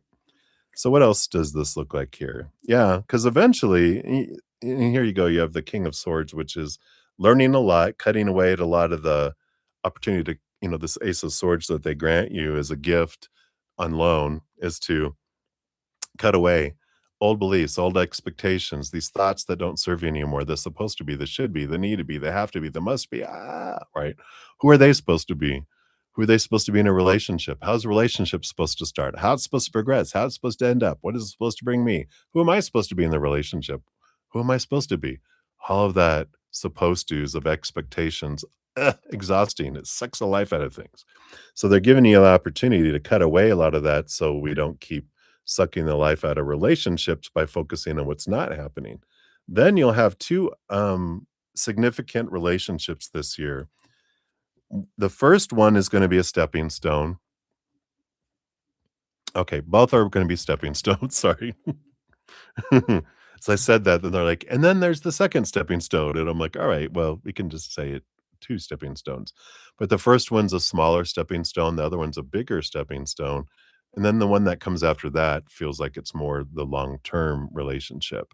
But these 2 that you have that come in here in, like, I feel like around March, April, and then around July and August, time frame are the ones that you learn so much through this year and you evolve through it. So it starts speeding up and you do draw on some others, but you're still like, I'm learning about it. It's like in the Mel Robbins book, The Let Them Theory. She talks about dating is not to find the one, dating is to understand yourself more and to find out what you want and what you don't want. And then when you're ready, we stop chasing love and we start choosing love instead. So it's a beautiful book. I highly recommend it.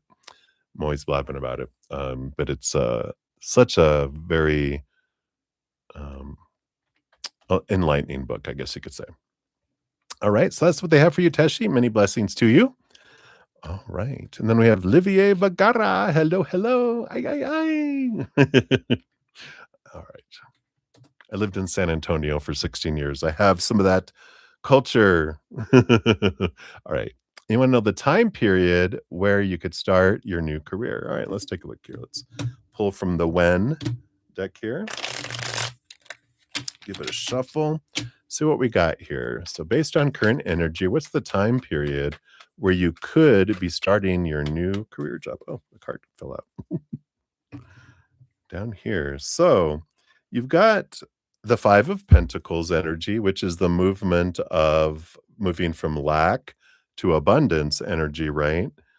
Um, so I like this because career, it's job loss and financial hardship is what the 5 of Pentacles starts off on, right?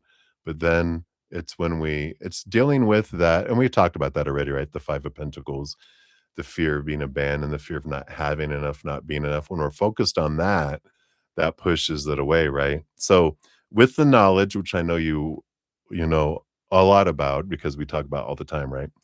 About focusing on gratitude and letting your heart doing that, then you have April 20th to May 4th and May 29th to June 6th is the time period here. This is Mercury in Taurus, which is about communication.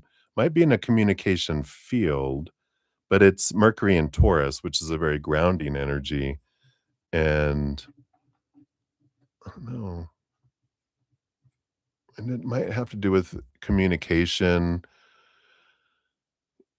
around something tactile having to do with seeing, hearing, tasting, smelling, touching, because Earth energy. But it Venus rolls over Taurus too, so it's really saying it's something that from your heart is very important with that too. But that's the time frame that they're looking at there. So hopefully that helps, Olivier. That's what they got for you. Many blessings. All right, Carmel Damon, you are up. Here is your timestamp. Boom, boom, boom. And then why is DL thinking of you? Will he reach out to connect with you? Are we asking why or what is DL thinking of you? I think is what you're meaning there. So let's take a look here. Well, spirit knows. So what are they thinking first? All right. And then will he, oh, and when will he? Let's take a look here. We'll do a when card for this one. All right. We'll see about that. So what is he thinking of you first? Yeah, Queen of Swords. They do see you here. The Queen of Swords is a balance between head and heart. And quite honestly, it's someone it kind of represents like you're a good fit for me. You're really compatible, is their mindset that they're like, we really get along because the queen is balance between thinking and emotion. You can share your emotions, you're intelligent, you're not so intelligent, you don't know what an emotion is, and you're not so emotional, you're emotionally unstable. You're a great balance. And he sees you that way. And then, so what's the problem, buddy? Right? But it's like, when will he reach out to connect with you? You've got this two of wands, and this is about, it's letting you know that you can um, have things like, your energy is what uh, impacts things coming in sooner or later in your life. All right. And what I mean by that is, like, if I focus on, I want them to reach out, I need them to reach out. What if they don't reach out? I fear they won't reach out. That's lack energy. And that actually, the tide of that pushes it, the tide is going out, which pushes things away and it makes things harder to come in. When we are focusing on gratitude for what communication I loved, what are the things I loved about interacting with them, I'm grateful for those things, and as I'm grateful for things, that brings the tide in, which brings things inward and makes things easier to come into. So, I like that. Right now, it says March 21st to April 19th. So, based on current energies, that's what we're looking at, with that. So, hopefully that helps. All right. So that's what they have for you, my dear. Many blessings to you. All right. And then we have CJ. You are up.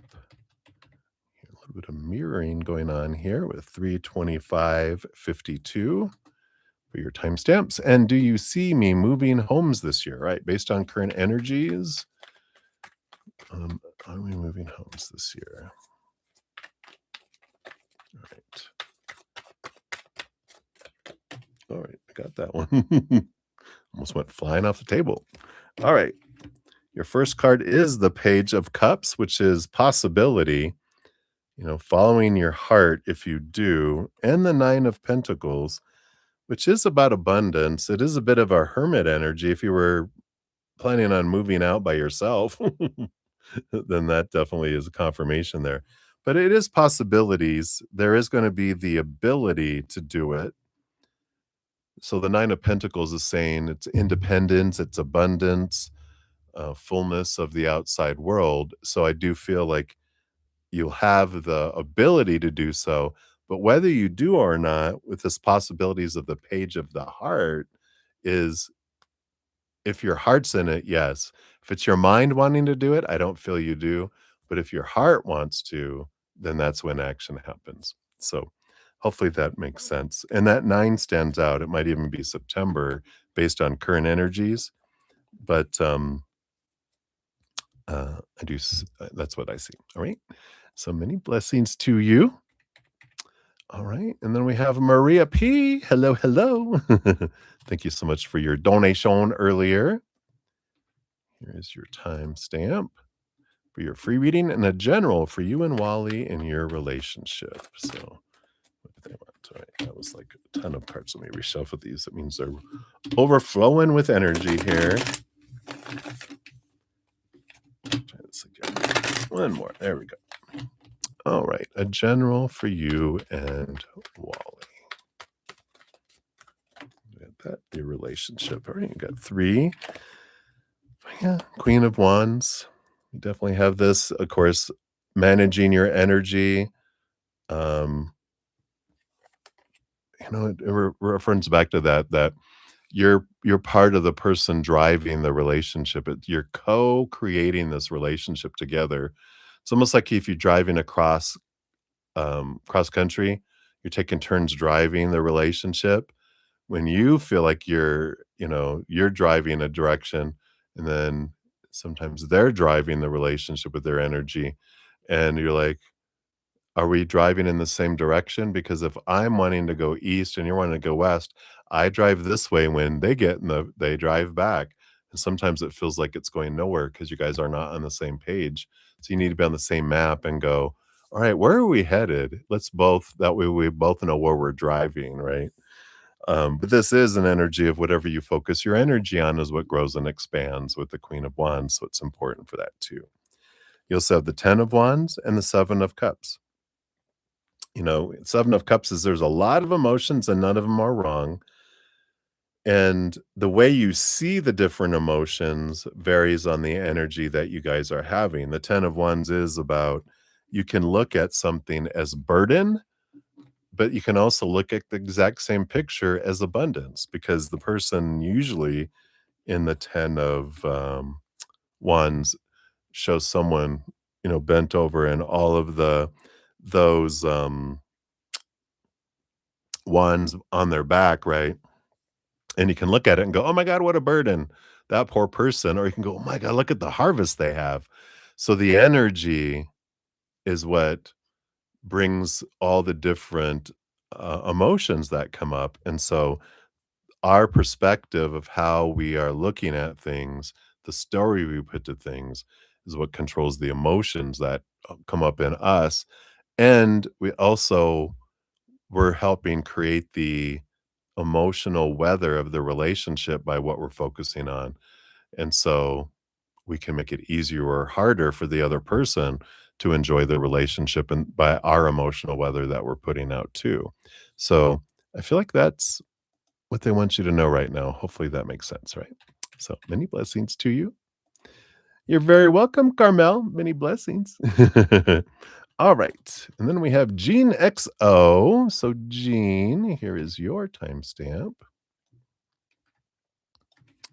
And thank you, Jojo. I'll grab your free reading here in a sec.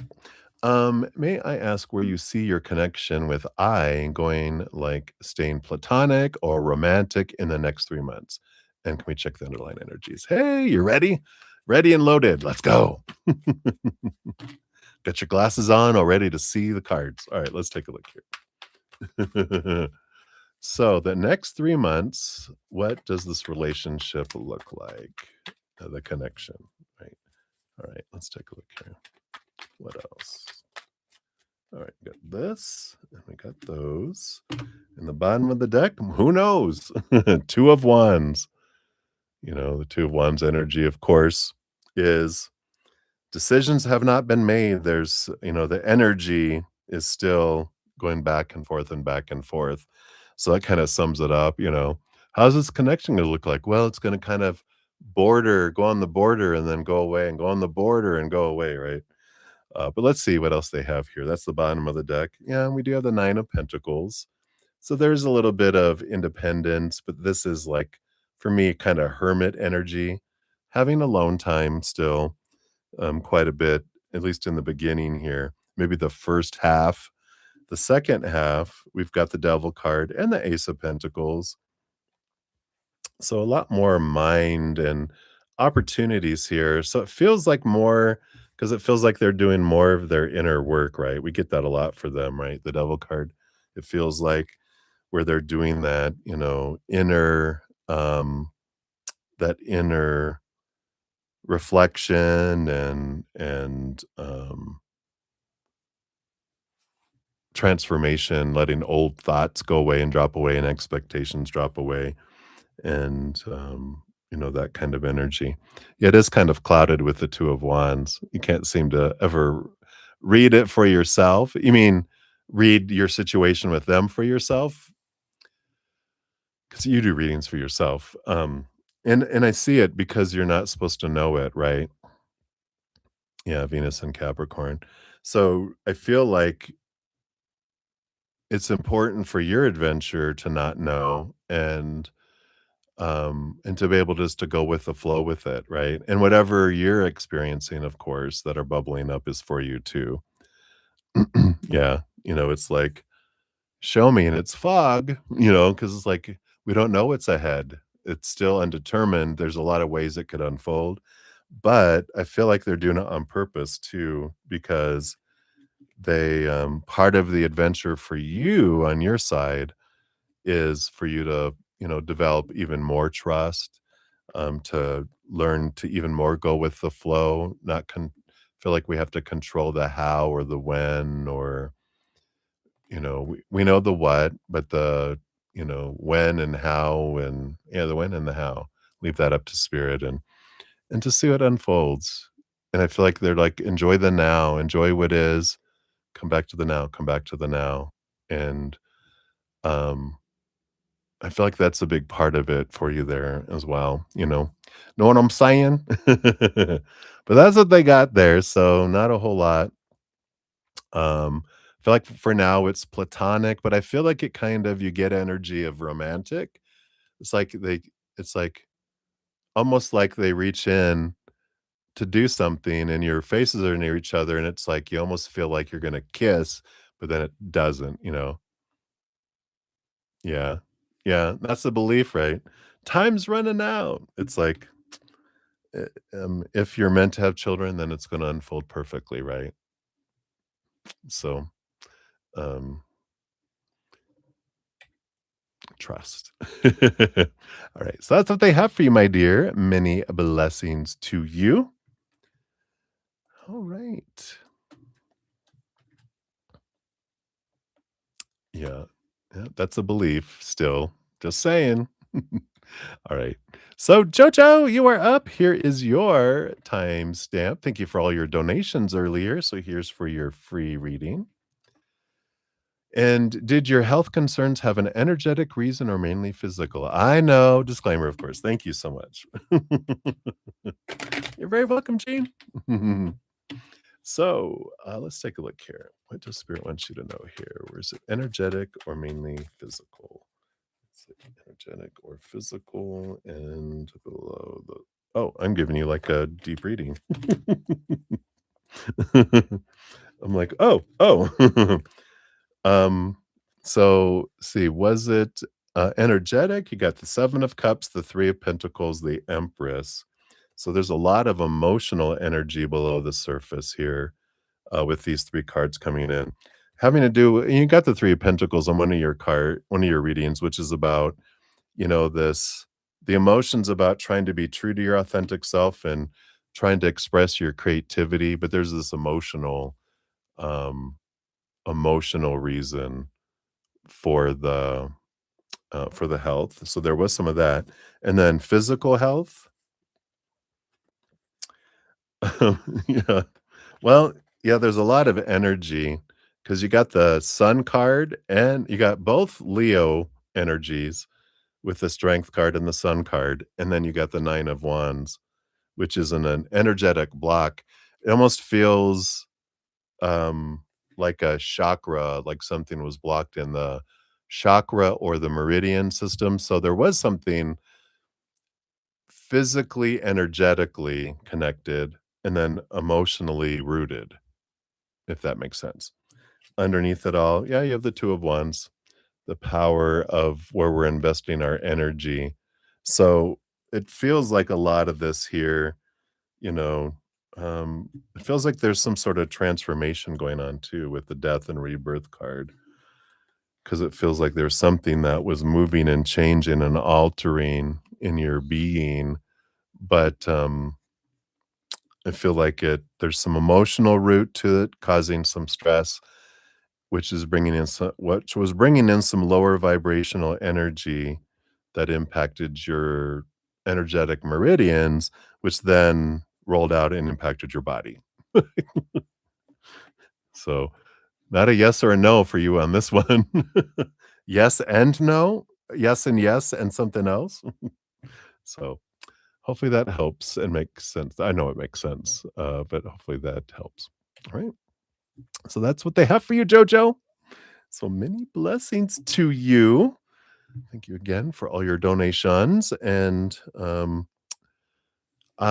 either later today or tomorrow, I will be putting out the video for the new moon drawing, which will be on the 18th on the new moon in Capricorn. I think this is the second Capricorn new moon. Because didn't we have one already in December? Maybe not, but we'll see. But it definitely is a Capricorn new moon coming up on the 18th, and so I'll have a drawing for that. I'll be putting that out, so be on the lookout. If you haven't checked out my podcast series, The Easier Path, here's the link for the most recent one. I'll be putting another one out this coming week on Thursday, and this one's gonna planning on being about defensiveness and how we can things we can do to not become defensive and what we can do to help others to make it an easier choice for others not to get defensive. So it's really good about a communication thing. It's actually from this amazing book that I'm reading. I'm almost done with, which is the next conversation with Jefferson Fisher. Argue less, talk more. And he's on Instagram under that name there. I highly recommend him for everyone. He's so humble and so good in how he communicates it. He's a great communicator. We'll be putting that out. Like I said, hopefully on Thursday is the goal. What else? What else? I will be changing my format. I'm going to be moving my readings to I'm adding Wednesday night. So I'll be Wednesday through Sunday, but I'm eliminating my Saturday morning session because two in a day has been wearing me out, especially when I go 4 or 5 hours in a session. So for my health, I'm gonna have them all start an hour earlier at 5 p.m. instead of 6. And Sundays, I'm also pushing up to 5 p.m. Yeah. So that way it's just all one time, all starting at the same time. It's easy breezy, consistent that way. And I have the mornings to go do what I'm about to do, which is go for my walk. Um, for my because I need to tell my body I love it and show it that I want to have it be healthy. And so I'm gonna do that. All right, everybody. Thank you again for all your patience in getting to your readings, all your love and support, all the thumbs up too. Helps spread the Zen love, and you're part of that love tsunami. I appreciate all that love and support. And I'll see you Wednesday, just a couple of days off instead of 3. So I'll be back on Wednesday. And send me love for my endo- endoscopy on Tuesday. They're going down here just to make sure that nothing's bleeding internally, just to rule it out, um, just to make sure, uh, that we're all good. So that is the plan. And until I see you guys again, remember every second of every day of your life, you truly are eternally and unconditionally loved by the mother and father of all things, our creator. And of course, I love you too. So until I see you guys again, much love. Hang in there. Take care of yourself. Yeah, I'm enjoying my walks. Love you guys. We'll see you soon.